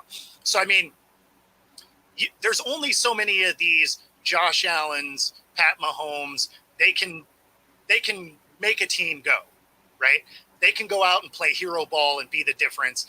Brock Purdy's not that dude. Like, I don't see him going out and playing hero ball on a team that is falling apart. Like, I don't see that happening. But yeah, I mean, to Demetrius's point, he's got a CMC. There is a lot of quarterbacks that can play pretty well with a healthy CMC. I think before I mentioned with Buffalo, I saw the game changer is Stephon Diggs. Yeah. With the 49ers, the game changer I see is Christian McCaffrey. Yep. Absolutely. But what Purdy has done, I think, really to improve his game, he has 112 completions with not a single interception. He's protecting the ball. Yep. Part of it is because he's not required to try to force the ball Exactly. in order to come from behind. But in the passes that he's had, he's protected the ball. He had 4 interceptions last year. Yep. So to me, if I'm going to say, well, what's the big improvement in Purdy? Well, he's protecting the ball. He's not giving it away. So I think that's good. For me, the game changer there, Christian McCaffrey. Yep. And we talk a lot about physical talent because physical talent is what gets the juices flowing. And so those wow throws, it's like windmill dunks in basketball, but how many points is it? Yeah. So when you have a boring good player like Tim Duncan or Robert Ory even, right? I mean, Robert Ory wasn't exciting to watch, but super effective. Let's look at what Brock Purdy's done at every level of football. He set records everywhere he's been. He set records in high school. He was the Gatorade Player of the Year in the state of Arizona. Arizona State looked at him and thought, Arizona looked at him and said, because he's not the biggest, he's not the fastest, blah, blah, blah. His arm is just okay, blah, blah, blah. Goes to Iowa State, sets every single passing record, all of them. You can't find any other quarterback in the record books anymore. It's him. Career receptions, completion percentage, yards per attempt, touchdown receptions, touchdowns responsible for, total yards. He owns the record book at Iowa State. He has been the man everywhere he's been. It may not have been exciting or sexy doing it, but he rewrites record books everywhere he goes. I know people don't like numbers and don't like production metrics, but my production metrics model said he was going to be a 3-time Pro Bowler in his NFL career. I feel solid in my prediction. So while he's not 6'4" or 6'5", or really he's not even 6'2", he's not even really 6'1", probably. He's listed at 6'1". He's 6 feet and 5/8, I think, is what he actually is. In fact, he's physically, somebody mentioned Baker Mayfield. Physically, they're almost exactly the same cat. Look at their height, weight, speed, all their testing numbers. They're almost, the difference is swag, right? Brock Purdy punches in, punches out, goes home. Probably, maybe when he's feeling wild, he picks up Jack in the Box on the way home. Obviously, in the case of Baker Mayfield, it's a slightly different dude. He's been chased by the cops. He has, more commercials than he's eaten hot meals in his life. But remove the swagaliciousness and just look at how they play football. They're very similar dudes. So if you were to, Purdy is far less reckless, though. Yeah, literally with the football, he's less reckless. Yes. Well, I mean, yeah, obviously. But I'm saying to his credit, Baker Mayfield, he had one heat check ball right in the last game, but take away that one heat check ball because he's still Baker Mayfield. But look at I've watched every snap of the Baker's played this year, and he's done. But we're not talking about Baker Mayfield right now. All right. Okay. What? Yeah. Okay. Go ahead. I mean, Bill is the rest of us.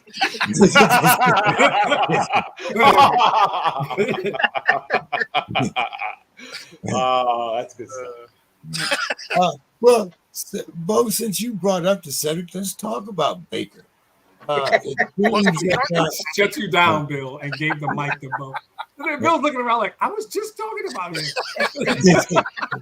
Sorry, James. Go ahead, Bo. But a question too soon. But anyway, Bo, it does seem that Baker and the Bucks they romped over the Saints 26-9. Baker throws for 3 TDs. Has Baker finally found a system to fit his talents? And should the Saints go quarterback shopping again? I mean, I feel like we should pump the brakes on all of that. I mean, Baker saying Baker's good after 4 games, I feel is premature, and saying the Saints aren't going to make it after 4 games seems premature. I mean, they got Kamara back last week. They're still trying to get their system together.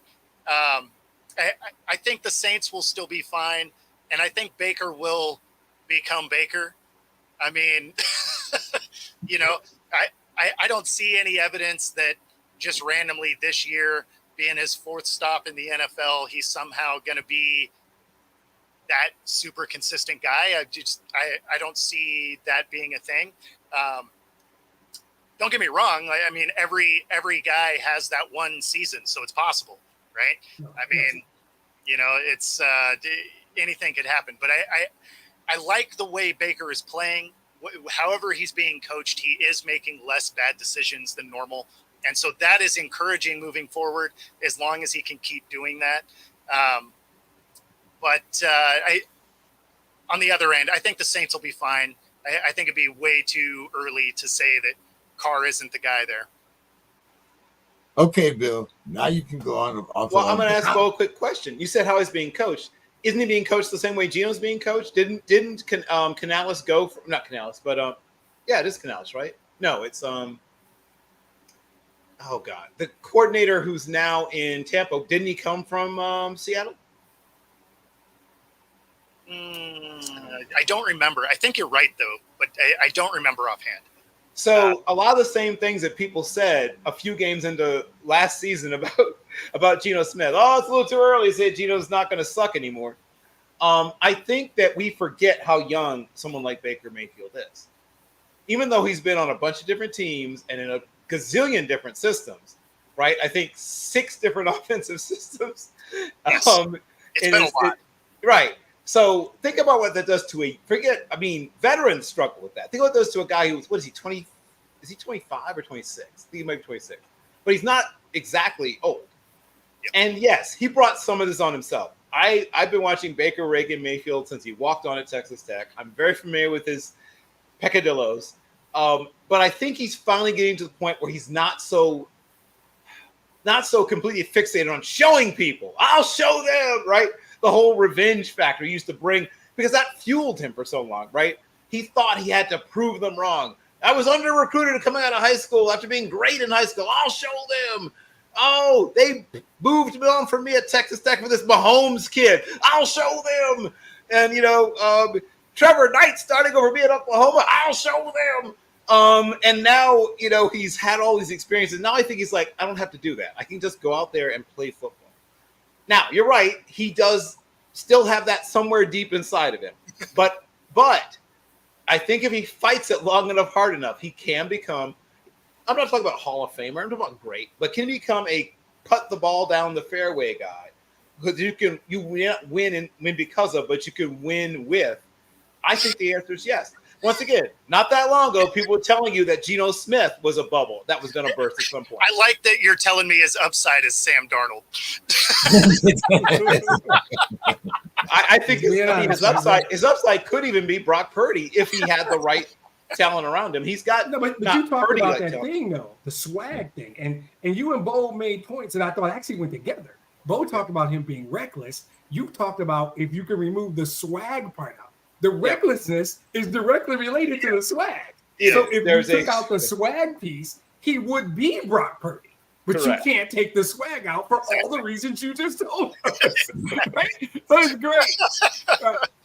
I'll give you my stuff quick. They're 3-1. They beat the Bears with the 28th ranked defense in the league. They beat the Vikings with the 20th ranked defense in the league. And they beat the Saints with the 22nd or 23rd offense. Them boys from the 3-1-3 are coming to Tampa on the 15th. Let's talk after that. We're bringing the 4th ranked defense and the 8th ranked offense down to Tampa on the 15th. We'll talk about Baker. We'll talk about Baker, the podcast after them boys from the 3-1-3 come down. That's what short version. He ain't beat nobody. I ain't impressed. Exactly. Yeah, I think though that Baker is a very competitive guy, and that's what helped Cleveland get into the playoffs his first year was Baker Mayfield's play, his confidence, and he had a good team around him. To Bill's point, and Dave Canales did come over from Seattle after be the offensive coordinator there. Yep. So what it comes down to is, does he have the team around him that's going to be a playoff-bound team? I don't think so. But I think that Tampa Bay, I think that Baker Mayfield, he's good, he's competitive, and that's in part why where the recklessness comes in. His recklessness comes in where he had a damaged shoulder that required surgery, but he played out the entire season. Correct. And his reward for doing that was Cleveland threw him out on the curb. Yes, yeah, exactly. You know, and I don't blame Mayfield. He made a tactical error. He would have been better off in his career if he had allowed himself to be shut down. Great point. For sure. So, I need less Baker and more Reagan. But I just don't think I don't think he has a team around him for him to succeed the way he did that rookie year with Cleveland, because Cleveland's built a great roster, and you know, because they were in the dumps. But I know we're not talking about Cleveland, so I'll stop. Yeah, you about to get yelled at. You about to get yelled at, bro. Yeah, you better. I learned my lesson through Bill. King don't play. Don't be going off script. That's right. Turning this podcast around. See, Bill's a good friend, and he's ex-military, so he feels like he can get away with it. Nope. It's like when the DI, you do correctly guess what the DI is about to say, but you get stomped on for anticipating the command.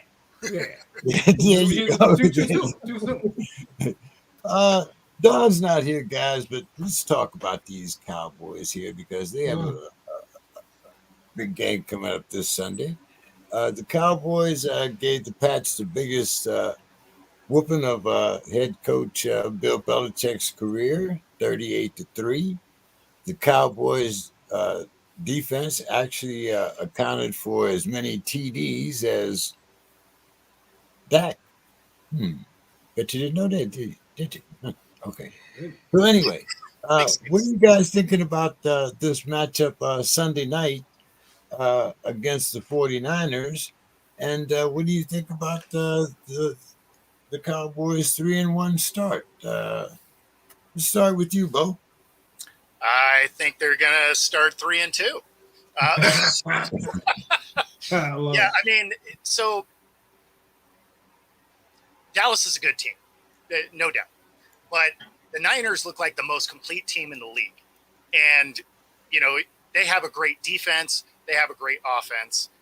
Even their special teams is good.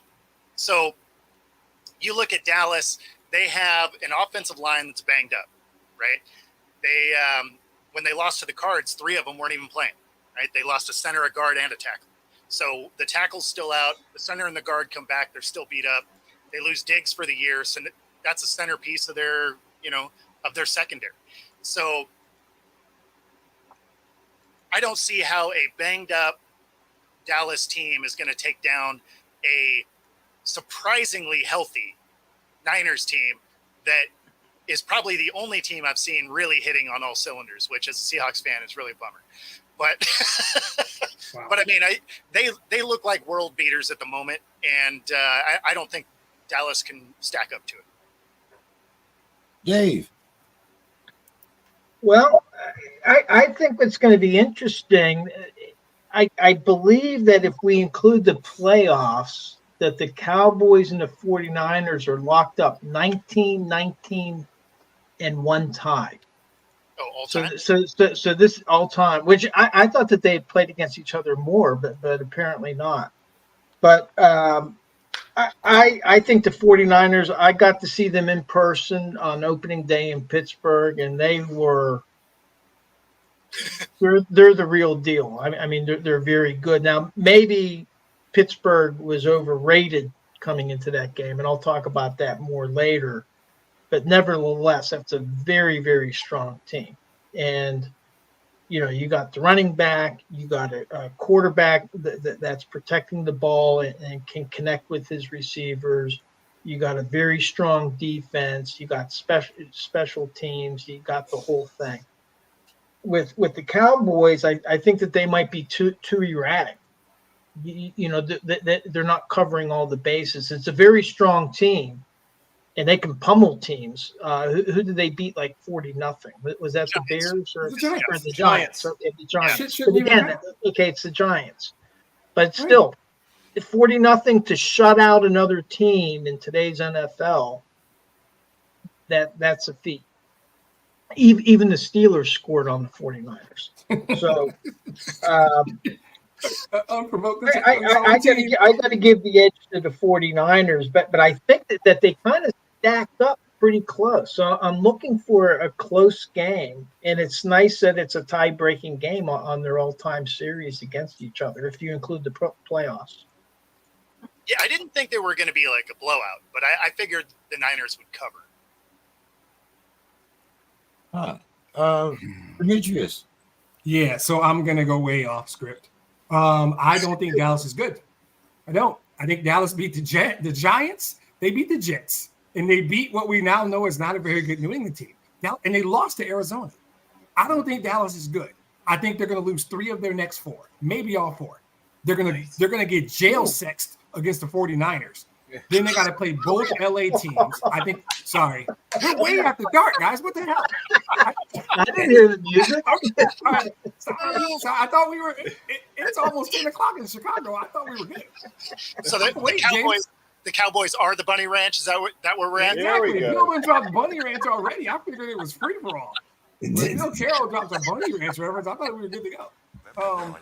I think. Don't give a witness in here, 'cause I'm a rider, getting down, going hard, baby, don't stop. Don't give a witness in here. So my feeling is that Dallas is not good. They get a whole bunch of attention because they have a star on the helmet, and Jerry Jones does press conferences. They've got San Francisco, both LA teams, and Philly in their next 4. I think they're going to lose 3 or 4. They might lose all 4. I think they're going to lose at the Chargers. They're going to get. I told you what's going to happen Sunday, and then they're going to lose to Philly, and they might lose to the Rams. I don't think they're that good. I think they have a good defense. So these games won't be as bad. Well, Sunday's going to be bad, but I think their defense will keep some games close. And as far as I'm concerned, Week 17, we're waiting for them. They got to come to Wayne County, Michigan, late in the season, and that's when the party really starts. I am not impressed with Dallas. I don't think Dallas is good. I think 4 weeks from now, you guys are going to get on. Hey, Demetrius, you're a fucking genius. You called this 4 weeks ago. You told us Dallas was going to lose 3 out of 4. You told us they hadn't beaten anybody. You told us they weren't that good. And I'm going to say, guys, this is what I do. That's why Bill and James have me here to bash the Cowboys. I mean, as soon as December comes around, they're going to lose those games anyway. I mean, it's not like I'm expecting high things out of them. They have a good defense, but they haven't beaten anybody. And Arizona, they looked sloppy. I hope they bring that Arizona effort to Detroit in December. That's going to be a real jail section when they come down here, because we're going to be playing for the 1 seed. I can't wait for that. So, yeah. Bill, final thoughts on this subject. First of all, I love anything that suggests the Cowboys are about to get violated. So that's beautiful. Thank you so much.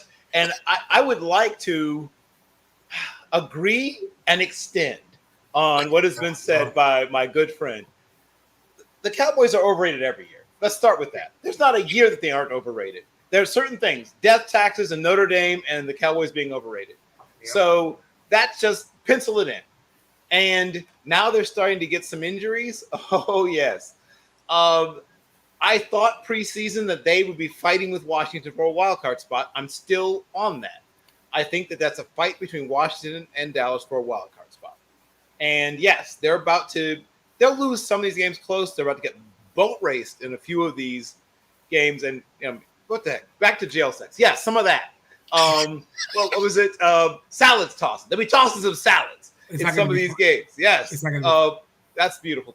So yes, I agree. I extend. Thank you so much. And this is why I will always enjoy being on the show with Darius. So if they get smoked, does McCarthy keep his job? Does he learn how to clap so he can get some more years? Or what are we doing? That's going to be a great question. That's going to be on the agenda in a few weeks. So we'll wait. James don't like us jumping ahead. It's going to be on the agenda in like 3 weeks. So we'll get to that. Let's see. The saying goes that revenge is a dish best served cold. It took Lions running back Dave Montgomery 4 years and a new team to finally beat the Packers. Montgomery had 121 yards rushing and 3 TDs. Demetrius, talk to us about your Lions. So they're 3-1, and all due respect to Bo, they're a coin flip from probably being 4-0 because neither one of those teams was stopping each other that day. Right? That game goes to overtime, and we just didn't stop. The Seahawks earned that win. I'm not trying to, but that's how close they're. So here's the thing: they got the eighth ranked offense in the league and the 4th ranked defense. They're number 1 against the run. So if I say to you, because we rushed for 211 in Lambeau as we punched the Packers squarely in the face, took the kids' lunch money, gave his wife a glass of wine, sat on his couch, put our feet on the couch. We just went in the Lambeau and did whatever we wanted to do, right? We have the number 1 defense against the run, and we rush the ball very well. I will take a team that can run and stop them. And we are complete. They play complementary football, which I love. I think they've got a top 4 or 5 offensive line in the league that is getting healthier. We're getting the right guard back by Ty this week. Jameson Williams' suspension got cut short, so he's coming back. So now the 8th ranked offense just added to take the top off the defense receiver, right? Emmanuel Mosley is healthy. He's going to add a minimum CB2 type corner to Cam Sutton, who quietly just does his job every week and nobody ever talks about him. Thank you, David. Thank you, James. I freaking love Cam Sutton. I got to tell you. Right. We love Cam Sutton in Pittsburgh. Yep. We loved Mike Hilton. We especially loved Javon Hargrave. So this team is getting healthier, right? And their young players are getting better. Guys, I'm not trying to be hyperbolic. They might have the offensive rookie of the year in Sam Laporta.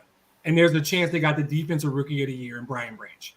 That's not crazy. Like after 4 weeks, that's not crazy talk. And honestly, guys, our quarterback's playing the best football of his career. Yep. He's simply playing the best football of his career. And he's been to a Super Bowl. I have an unnatural love. Number 9 will always be my guy. But I have grown to love Jared Goff so much. When people talk about quarterbacks, they never talk about it. All I can say is this. I love where they are. A guy said to me on my own podcast, on the Twitter, I fear we have no outlets. And I shut down my pod. I had an agenda. And it pissed me off. And I was like, what? I said, you walk up to Amon-Ra St. Brown. He'll probably not be wearing a shirt, by the way, while he's catching 200 balls from the jugs machine. Tell him he's not an alpha. Oh, tell his dad, or Mr. Universe, that Amon-Ra's not an alpha. Walk up to Panay Sewell. Tell Panay Sewell he's not an alpha. I dare you. And by the way, we don't need a team. We have the ultimate alpha. It's the head coach. It's the head coach. We got an alpha culture, right? And this is what they've never had. Starts at the top. I will never stop preaching about Sheila Ford Hamp. I love that lady. I will never stop talking about Brad Holmes and Dan Campbell. I like this team, guys. I love the organization. Yep. That's the best way for me to put it. Yeah, I love where the organization is. This is the healthiest, best this organization's been in my lifetime. The salary cap is healthy. We got a slew of good young players. I could run. Jack Campbell's just feeling himself. Gibbs hasn't even broken out yet. St. Brown's only in his third year. And Sewell and Hutch and James Houston. Aleem McNeil, get to know that dude's name because he's just being disrupted. NC State. Yeah. Exactly. It's a good young team with a healthy cap and a great culture. I love the organization. I don't know what we're going to do this year. I looked at the schedule. I only see 3 more losses. So, yeah, I'm saying we're going to end up somewhere around 12-5, 13-4, and we're going to win the North. I think we stamped that last Thursday. Nobody in the North's in our class. We're targeting Philadelphia and San Francisco because I think Dallas is a fraud. We're the 3rd best team in the NFC. I'm saying it now. And if we have to go to Philly and win a game in January, I think we got a shot. If we got to go out to Frisco and win a game in January, we're going to fight. Yep, that kneecap thing was funny 2 years ago. Shit ain't so fun now, is it, Green Bay? It ain't a joke no more. It ain't a joke no more. That's Reggie's Falcons. That 20-6 beatdown was a defensive clinic. Yep. I love the way they're built. Obviously, I'm not biased, but I don't think I said anything way out of line in the last 2 minutes. So hopefully I didn't anyway. Oh, Bo, I'm going to come to you with this one here. Last week, the Bungles quarterback Joe Burrows said that they didn't want to start 0-3. So now you're 1-3, and 4 of your next 6 opponents have winning records. The Seahawks and the Bills are home games, while facing the 49ers and the Ratbirds in hostile territory. Bo, is it time for the Bungles to reevaluate this game plan? I mean, they have a real shot here of maybe being 1-5, 1-7. They have a real shot at being 1-7. They get the Seahawks off a bye, right? They are not playing well. I didn't love their defense coming into the season anyway. It's why I thought the Ravens were going to win that division anyhow. But you pair that with a hampered Burrow who is also kind of not making great decisions with the ball. This season I would say is already off the rails.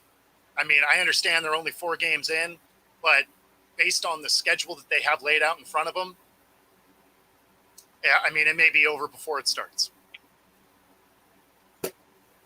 What's your thoughts? Don't correct them, Bill. Don't correct them, Bill. Don't do it.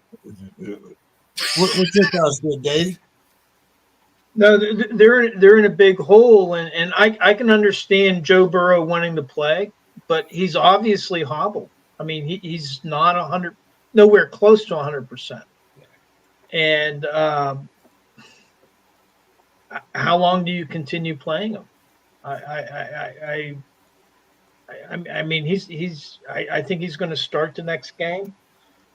I don't know. I have a hard time seeing them coming out. I think that they'll upset somebody. I have a hard time seeing them 1-7. I would love it if they were 1-7. Oh my God! It's flat out admitting it. Okay, but they're second specifically with their defense. They lost some defensive backs, and that's really hurt them. And I just don't want Joe Burrow to aggravate that injury. And what I don't know is how much risk is there in that happening. And I know we've talked before. There's been people that have had the calf strains that have led to Achilles problems and stuff like that. I just hope that they're monitoring that very, very closely because you don't want to risk a talent like that. Especially on a season that could already be over. Correct. let's see. Let's talk about the Bears a little bit here, Bill. The Bears fall to 0 Congratulations. and 4 as the Broncos. Russell Wilson throws for 3 TDs in their first victory of the season. The Bears, Justin Fields, he throws for 335 yards, 4 TDs, and an interception. But Bill, the Bears defense gave up 17 points in the fourth quarter. Yep. Yeah, I'm gonna see Bill do this. prognosis Do for this, this? smart guy. Explain the Bears. So, yeah, this. Okay, so the gauntlet has been thrown down. Okay, so they have a quarterback who doesn't particularly like the way he's being coached, as you may have heard. They have a offensive coordinator and quarterback coach whose basic selling point was, we're going to turn this kid into a larger, blacker version of Aaron Charles Rodgers.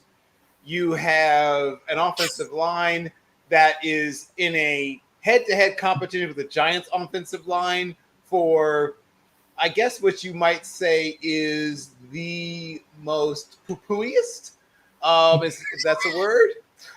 You have a front office that I like some of the decisions they make, but they have made some real head scratchers too. They decided to give a lot of money for reasons that I don't think I'll ever be able to understand, to a wide receiver who, on the best day of his life, might be a wide receiver 3 on a poor receiving group, but be a wide receiver 4 or 5 on teams that have a good wide receiving room. And they gave them maybe borderline wide receiver 1, high-end wide receiver 2 money. Real head scratcher there. There's some real weird things about the way this team is currently constructed. Why anyone thought this team would be good is perplexing to me.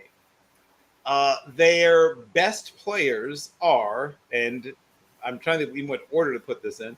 Well, they have a really good young running back in Khalil Herbert. Sort of being lost in all of this noise is how good this kid is.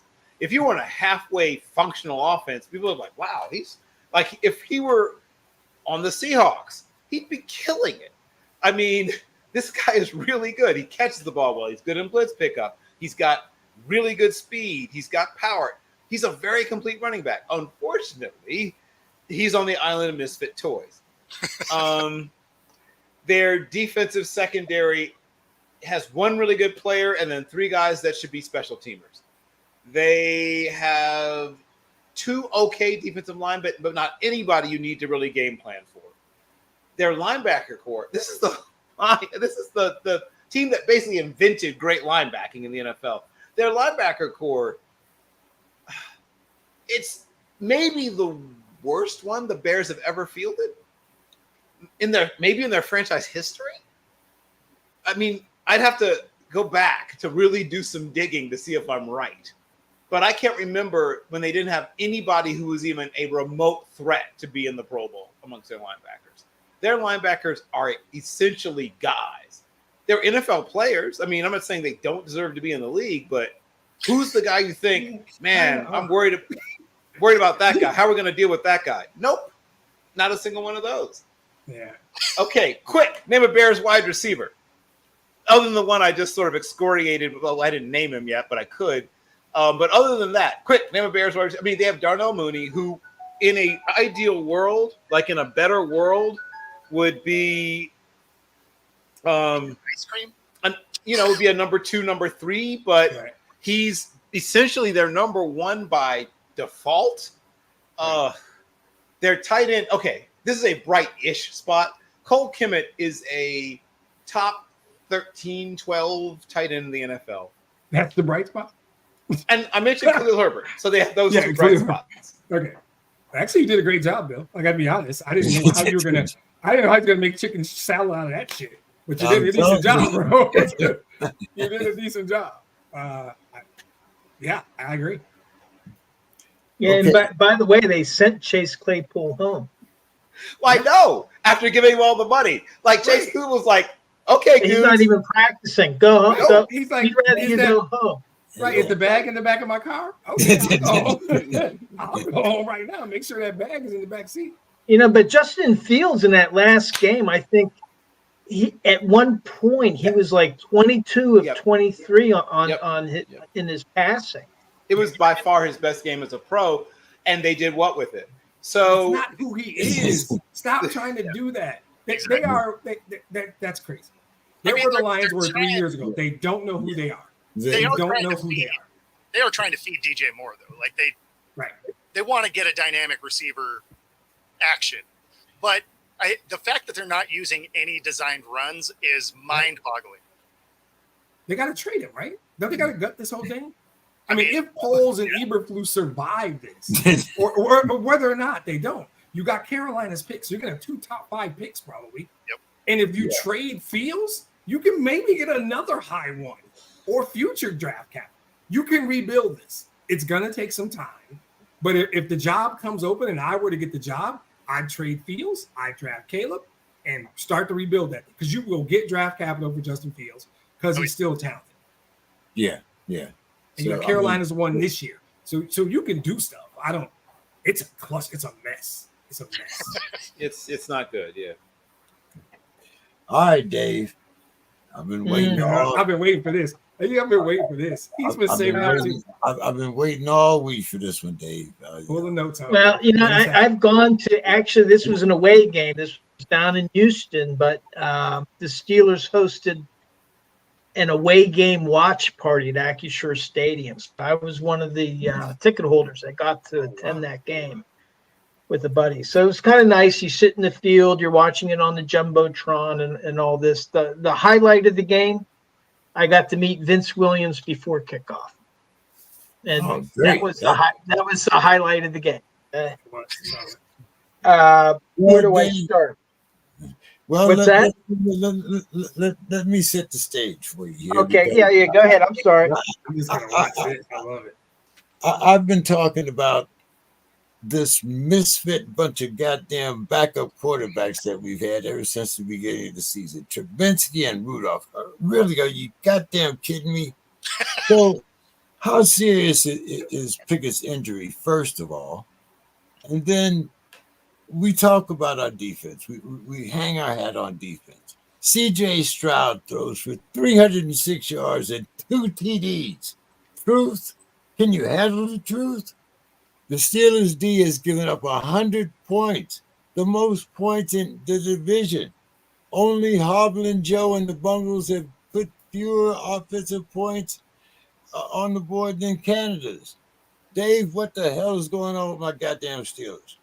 Yeah, I think that there's some big problems coming up. And amazingly, as bad as they've been this season, if they beat Baltimore somehow, and I'll be at that game too, I'm driving up Sunday, they'll be first in the division. Amazingly enough. Are you just a glutton for punishment, Dave? I mean, what the hell? Yeah, so here, first of all, with Kenny Pickett, luckily, apparently he has a bone bruise. He said today when he was being interviewed, he did practice today, limited, and he wants to play Sunday. And, now the question is, are they going to play him or are they going to put it in Trubisky? Joe Burrow wanted to play Sunday. What the hell difference does that make? Because he wants to play. Well, here's the thing. I saw one clip of and probably that reporter's going to get in trouble because they're not supposed to release clips from the practices. But he was taking a snap. He didn't have he had a knee brace on, but he was moving very gingerly.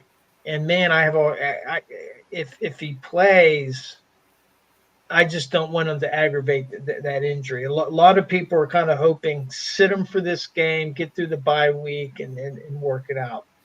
But I got a couple other things I got to talk about. I got to go back to this game against the Texans. They went in. The Texans had Kendrick Green as a starting left guard, he couldn't play guard or center up in Pittsburgh. They had 2 other third-string linemen. They had their left tackle was brought up from the practice squad late in the week. I mean, it was a complete patchwork offensive line. And I tell you what, the coordinator, the coaching staff on that Houston Texans team, they had a game plan where they shielded the weakness of that offensive line, so that Stroud was never even sacked. They had 6 quarterback hits, but they weren't close. They never came close to really sacking Stroud. One thing, ludicrous play calling, and people are calling for Matt Canada's head. 4th and 1, as bad as they had played all game. If they're on the 33-yard line, if they score on it, they make it 16-9 or 16-13 at the end of the third quarter. They call a timeout, and it's less than a yard, and they come out in a shotgun formation. And it's like everybody is like stunned. What are they doing? And that's the play when Kenny Pickett got hurt. He bailed on the pocket too early. Broderick Jones was in the game because Dan Moore was hurt. Dan Moore has already been declared out, so Broderick Jones is going to get his first start against the Ravens. But the defender shed the block, and Pickett went right into him, sacked, and that was it. So, and normally I would blame that call on Matt Canada, because during the course of a game with the play clock, when whoever's calling the plays, they're calling the play. Now the head coach, Mike Tomlin, he's hearing all the plays, but if he's sitting there, no, don't do this, well, that clock's moving. So normally the head coach is not going to interfere with the calls that are played. He might question them after, but in this case, they had a timeout. They went to the sideline. They discussed that. And Mike Tomlin, he's not an offensive coach, but he was a wide receiver. He knows what offense is. He knows what less than 1 yard is. And then in his press conference, he uses the excuse that, oh, well, Dan Moore and Pat Freiermuth were hurt. Well, wait a minute. You got Broderick Jones and you got Mount Washington, Darnell Washington, that are bigger than those guys. And Washington is a better blocker than Freiermuth anyway, because Freiermuth can't block. And he's using that as the excuse. I'm sorry. So, but the problem is that everybody in Pittsburgh is up. They want to fire Canada. They want him gone now, and then you hear pundits all over the place. Blah, blah, blah. It's not in the Steelers' DNA to fire an offensive coordinator midseason, but Baltimore did it a few years ago, back in 2016, before the Steelers knocked them out of their playoff hopes on AB's immaculate extension. John Fox famously in 2011, he benched Kyle Orton when they were 1-4, and then he went in on their bye week, completely redid their offense for Tim Tebow and got to the playoffs and beat the Steelers. And so it can be done. And the problem is I think that the Canada hate is masking deeper issues with that team. This Texan team, by all rights, Pittsburgh has a very talented defense. Minkah Fitzpatrick, TJ Watt, Alex Highsmith. Cam Hayward's not playing, but still there's a lot of talent. This Texan team took them to task. And what it was is they out-schemed Terrell Austin. He was a problem. The sum of the talent did not equal the output because of the game plan. What the Steelers have been surviving on is individual efforts. Yep. TJ Watt makes a huge play, and he gets them in it. They're not playing a unified defense. And what the Texans did is they took advantage of the aggressive pursuit of Pittsburgh's defense. So like Highsmith is getting all these great marks because, he had these quarterback hits and he did this, he did that.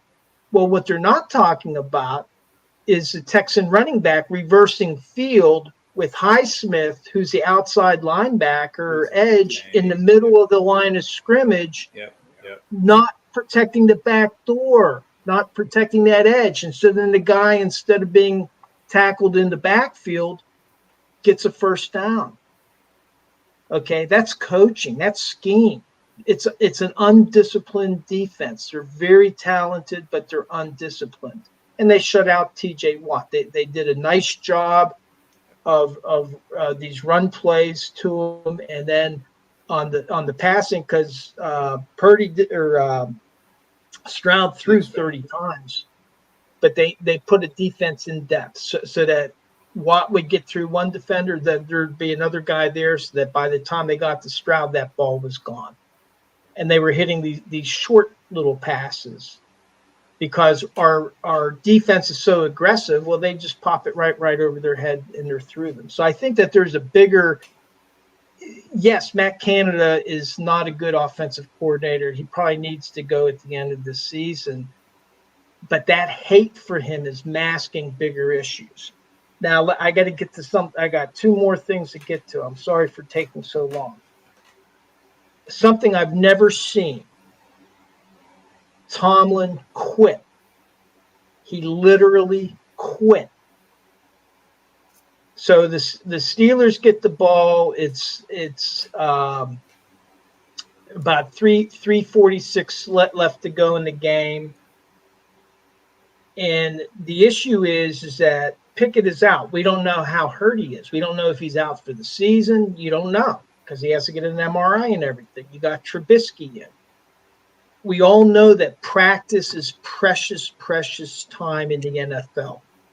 As a matter of fact, Broderick Jones was asked today about being in a padded practice. And I'll get to the padded practice here in a second. He said, well, at Georgia, all of our practices were padded practices. Exactly. Okay, it's not like the NFL where they limit the number of padded practices they can have. Well, with 3:46 left, Trubisky comes in, and he had already done a 3-and-out. And I turned to my friend and I said, watch, if they run the ball, they quit. And sure enough, they ran Jaylen Warren 4 times in a row to the 2-minute warning. After the 2-minute warning, they ran 3 more plays. Mike Tomlin was anxious at the sideline, waiting to get on the field to shake hands and get out of there. Now, my point is that most people would say, why give any effort in a game that's already lost? Well, the problem is you got to get Mitch Trubisky ready to play the Ravens because you don't know what Kenny Pickett's status is. And that's your chance. You should have been telling him, get a drive down there, let's get a score, and then we'll get out of here. But instead, with 3 minutes and 36 seconds left in that game, Mike Tomlin quit. And the players know that. I mean, Mason Cole, after that 4th and 1, the center, you could see he took his helmet off and he was so frustrated. He was signaled, we should have ran. He's showing it. So in his post-game conference, Mike Tomlin was asked about what changes. And his response was, quote, hell yeah, we got to make some changes, unquote. Well, the way a lot of fans took it is hey, we does that mean Canada's gone? Does that mean, what are you going to do? Well, now on his Tuesday conference, we find out what the big change is. Oh, well, the players didn't Practice. They didn't play hard enough. The other team got lower pad level on us, so we're going to have a padded practice. That's his big change. And unfortunately, he's already lost a lot of credibility in Pittsburgh, but I'll address that in my closing remarks. So it's not a good time, but I am going to go up to the game up in Pittsburgh against Baltimore, because as bad as it sounds, hey, if they pull off an upset win up there, they're in first place in the AFC North. It's a long season, folks. That it is. All right, guys. Well, let's get down to our predictions. I see Demetrius said that he had to go, but of course he's taking. I got to drop off, guys. Take the Lions and the over. Everybody have a good night and great show. Give us your final thoughts before you go. Oh, sure. I really would like to give it a lot more time. It's fighting at football games, and I think David might have did this a few weeks ago, but I still occasionally troll Twitter, and for podcast reasons. And every week I see 2, 3, 5 fights at football games, and I don't get it. I was once a season ticket holder. I've gone to a lot of games, and it might not be the game. It might be a microcosm of society, and I might just not be getting it. But I see people who are at a game, which sometimes they're on the same team. I saw some Raider on Raider crime the other day. It's like, wait, you guys are rooting for the same team. And I got a philosophy in life that sports transcends everything. It transcends race and age. If I was once in an airport in Stuttgart, Germany, and I saw a guy wearing a Lions shirt, and we were immediately brothers. I don't know if that dude spoke English. I have no idea. He saw my shirt. I saw his shirt. We acknowledged each other. It transcends everything. But now it's like, what's the fight about? The seats? Standing with the taste of the beer? What? Why are we fighting at games so much? So be better. And like I said, I'm pretty sure David either did this in the final thoughts maybe a month or so ago, or maybe just mentioned it.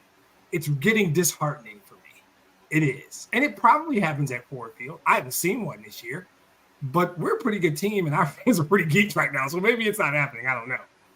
It most likely is a microcosm of society. And I just want to ask you, just be better. Not just at games. Be better in general. What is the two adult human beings should be able to work anything out via conversation?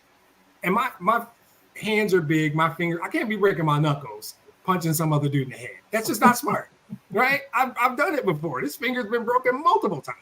I'm not punching anybody else in the head ever again. I'm done with that. 54 years old. All my socks are black. Let's cut it out. Let's cut it out. We need to be better. And I just I was overwhelmed the other day at how many fights I saw at games this weekend. And I don't know if anybody gives a damn what I'm saying, but let's just be better. Let's be better people. You know, stop messing with baseball and be better at football games. Those are my final thoughts. Leave my game alone and stop fighting at football games. All right, man. Hey guys, Thank you, Demetrius. appreciate you guys. All right, guys, let's get to our predictions. Tomorrow night, of course, we have, let's see. Battle of the Bad. I guess that's a good way to put it there, Bo. The Battle of the Bad. Okay, so let's see. Where am I going to start at here? I guess I better get on the right predictions first of all. Okay. All right. So the Bears are getting 6.5. They're playing at the Commanders, and the over-under is 44, Bo. Yes, I'm going to...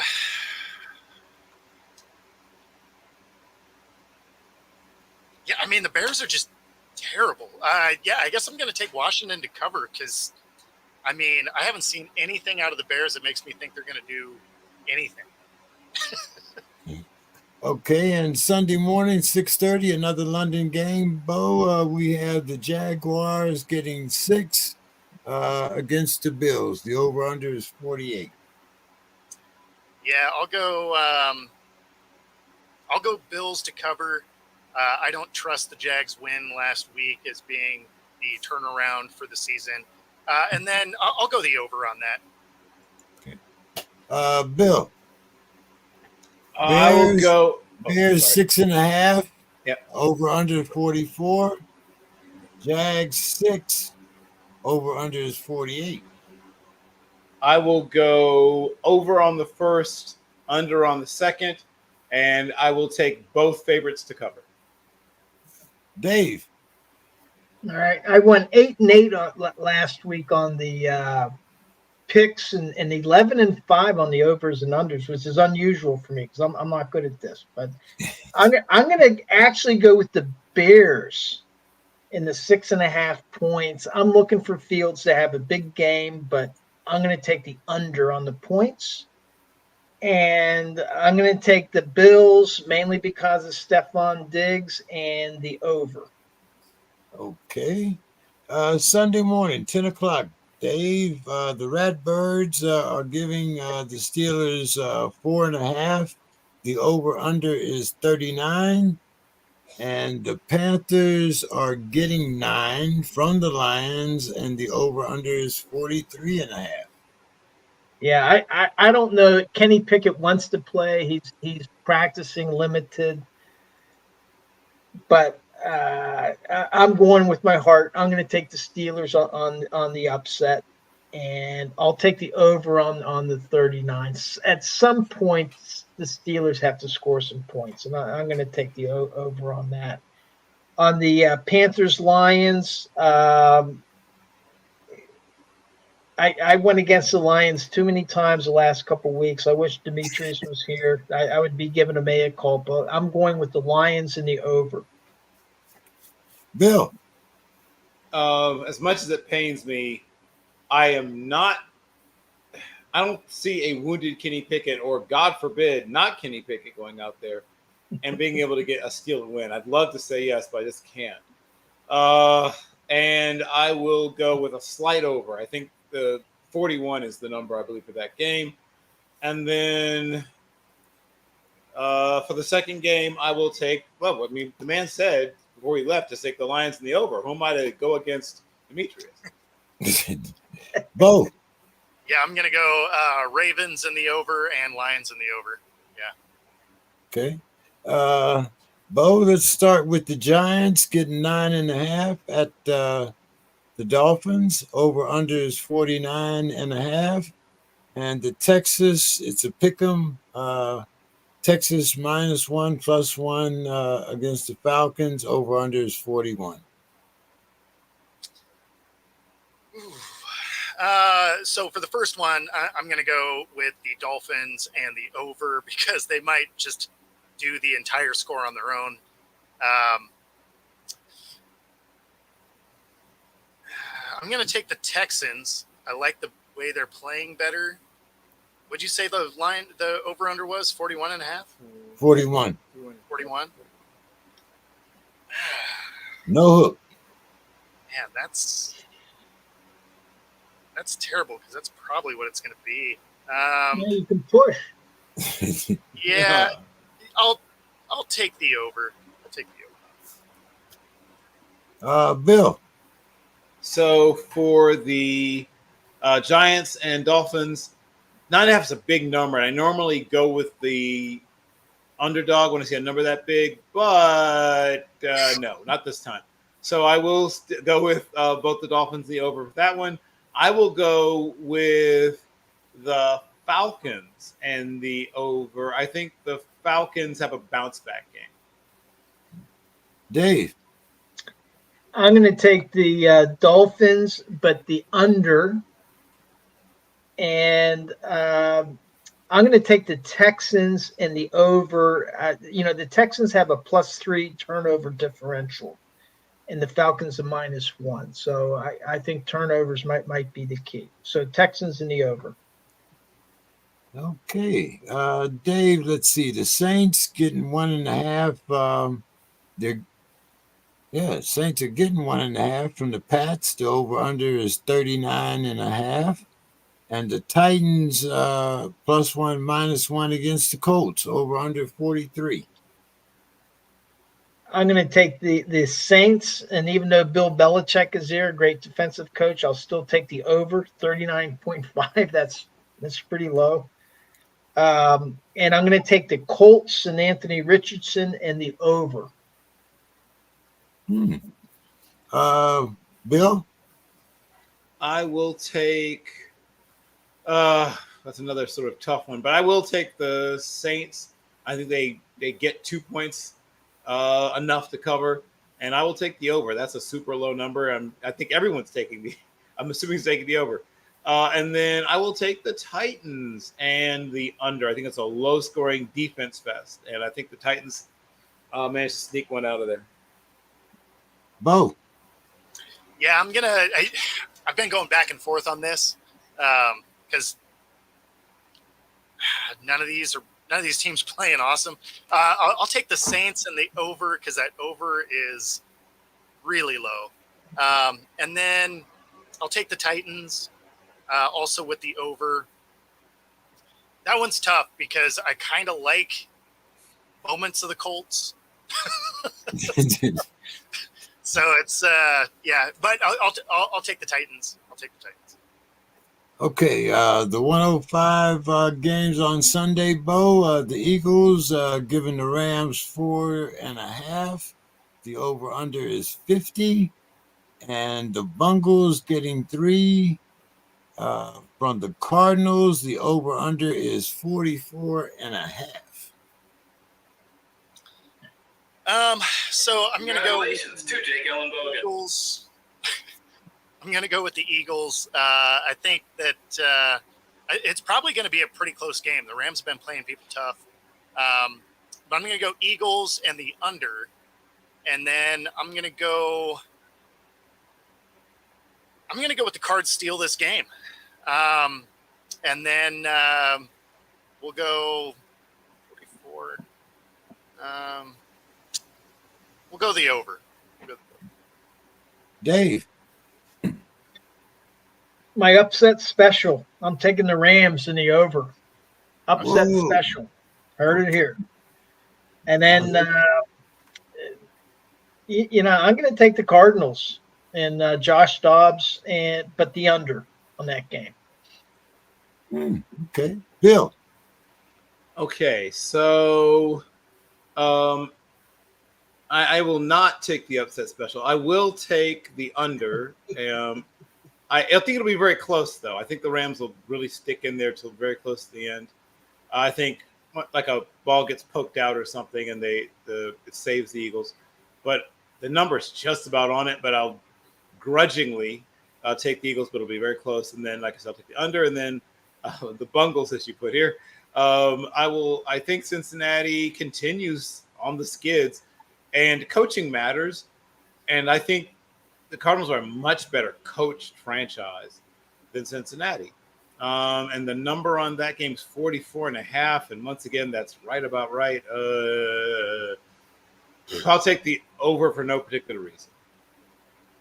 Okay, Sunday afternoon, Bill. The Chiefs getting the Vikings 5.5, and the over/under is 52.5. And the Jets getting 2 from the Broncos, and the over/under is 43. For the Chiefs, I'll take the Chiefs and the under.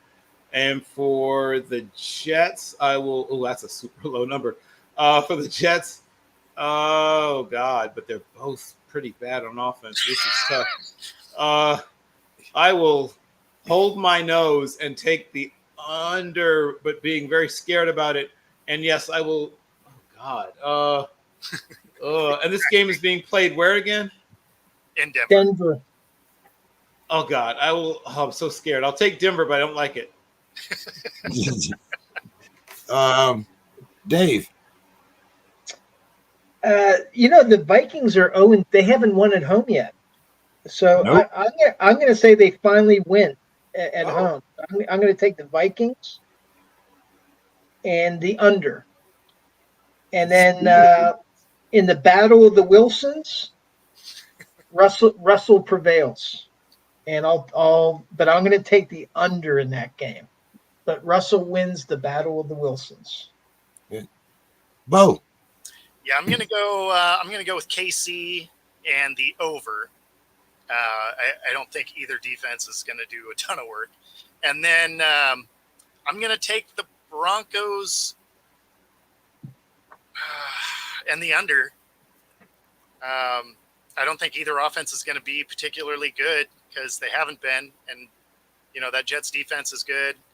I'll take the Broncos and the under. Okay. Sunday night game. Cowboys getting 3.5 at the 49ers. Over/under is 45. And the Monday night game is the Packers getting 2.5, giving 2.5 to the Raiders. Over under is 44.5. Bill, your score, your winners, and your final thoughts. Okay. So on the, I'm going to take the 49ers. I'm going to take the over just ever so slightly. I'm going to take the Packers, and I'm going to take the over. So overs on both. And my final thoughts. Also, Dave, are you keeping track of everyone or just yourself on what we're hitting on? No, I've only been keeping track of my own Okay, no because problem. I've only been I only like write down my own. Got it. No problem. No, I'm just trying. I was wondering, like, I wonder how who's doing the best or the worst. But yeah, okay. Back to my final thoughts. So, this has been an interesting time for us all, right? In the world of sports, we've heard and seen a lot of things happen. We have Alabama fans freaking out over losing a game or two. Welcome to the real world, Alabama fans. We've seen, we've seen the WNBA finally beginning to gain traction nationally. Like there's discussions being had all over Twitter about the Aces and Breanna Stewart, and I'm excited about that. So there's a lot of good news out there. And we heard some of the more concerning news. Now, some of it can be mitigated. We talked about the, baseball audience numbers and things like that. And baseball has a generational, we can be honest now that Demetrius is gone. Does have a generational challenge, I think, to face, because its hardcore of fans has hardening of the arteries in many cases, and you can't sustain constantly selling your product to the Cialis crowd. At some point, you got to try to sell your sport to the Axe and Red Bull crowd. And I don't know if the things they've done, it feels like they're puttering around the edges. They've moved some things around. They did some things that I think are interesting. But for baseball to regain, maybe not its former standing, I mean, that's probably not ever going to happen again. But to regain a position where it's not going to become sort of a fringe sport in a generation or two. One, I think they have to do a much better job of promoting your stars. Now, I know it's a little bit hard with a guy like Shea Otani. He's able to understand English a little bit and speak it a little bit, but he's not comfortable speaking it often in public. And a lot of the other best players in the sport are Spanish speakers, or at least Spanish is their primary language. I get that. That's a bit of a challenge. But look at how basketball has managed to promote some of their foreign-born stars who may or may not be super fluent in English, but they've worked around it to a certain extent. There's ways, right? If you're truly smart about marketing. I think that of all major sports, I mean, hockey being accepted because hockey also doesn't have any, well, they sort of know what to do with their stars. Certain of their stars, at least. But baseball, by and large, I mean, Mike Trout, his name recognition and face recognition, he could walk into most big malls in America, I would say, with the exception of ones close to where he plays, and probably be unmolested. He'd probably walk down most streets in New York and be like, oh, yeah, that white guy looks like he's in pretty good shape. But I don't think he'd be, like, surrounded by a mob of people. But you take LeBron James, you know what I mean? You take Pat Mahomes, and it's a whole different story. If baseball wants to be close to what it can be, instead of messing and tinkering around with the rules and, speeding up this and speeding up that, take your studs, take the best players in the game and make them ubiquitous. Put them everywhere. Have them on Dancing with the Stars. Have them on have them hosting Saturday Night Live. Have them everywhere, doing everything. Have them, in the what do you call it? Parade, Rose Bowl parade. Have them in everything where people are watching. Have at least one of your stars doing something. And the ones that aren't great at talking, have them do things that don't involve talking. The ones that are good at talking, have them do things that involve talking. If they're funny, have them do funny things. If they are people with like great messages and serious stuff that they want to talk about, if they have a great charity, make sure that people are hearing about that. put him on Good Morning America. I just don't understand why this sport that is the oldest, in the section of like boxing, of all our major sports, had a good 90 plus year, well, not 90 plus year, but in terms of being a major sport in America, had a 60 plus year lead on football, had a 70, almost 75-year lead on professional basketball. Managed to blow it. People talk about 28-3. I mean, look at 50 plus something and 70 plus something to 0 for these other major sports that have now bypassed baseball. Baseball, if you're serious about being a major sport in America, look at what your assets are and maximize your assets. That is my final thought. Very good final thoughts there. Very good. Bo, your final scores and your final thoughts. Let's see. So I'm going to take the Niners and the over. Packers Raiders. I'm going to go Packers and the over also. So do we know, is Garoppolo back or is it Farva again? That's a good question. As of right now, you know as much as the rest of us. All right. Well, I'll take the Pack then. Man, final thoughts. I don't even know. I've been on camera since 3. My brain's kind of toast.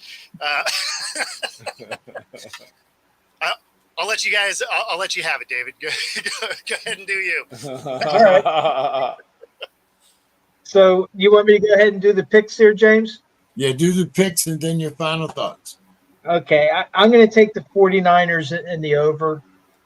With the rate, I had the same question as Garoppolo back because he practiced last week, but then he wasn't able to get to complete the protocol, so he must still be getting some symptoms. But I'm thinking maybe he does play in week 5, so I'm going to take the Raiders in the under. So 49ers in the over, Raiders in the under. For my final thoughts, and I'm a big Mike Tomlin fan. I really think that he's done a good job in Pittsburgh. But coaches' words matter. And 3 weeks ago, before he took questions, he said, we need to find our mojo on offense. And then the following week, he comes out and he says, well, he was asked about, well, did they beat the Raiders? Did you guys find your mojo?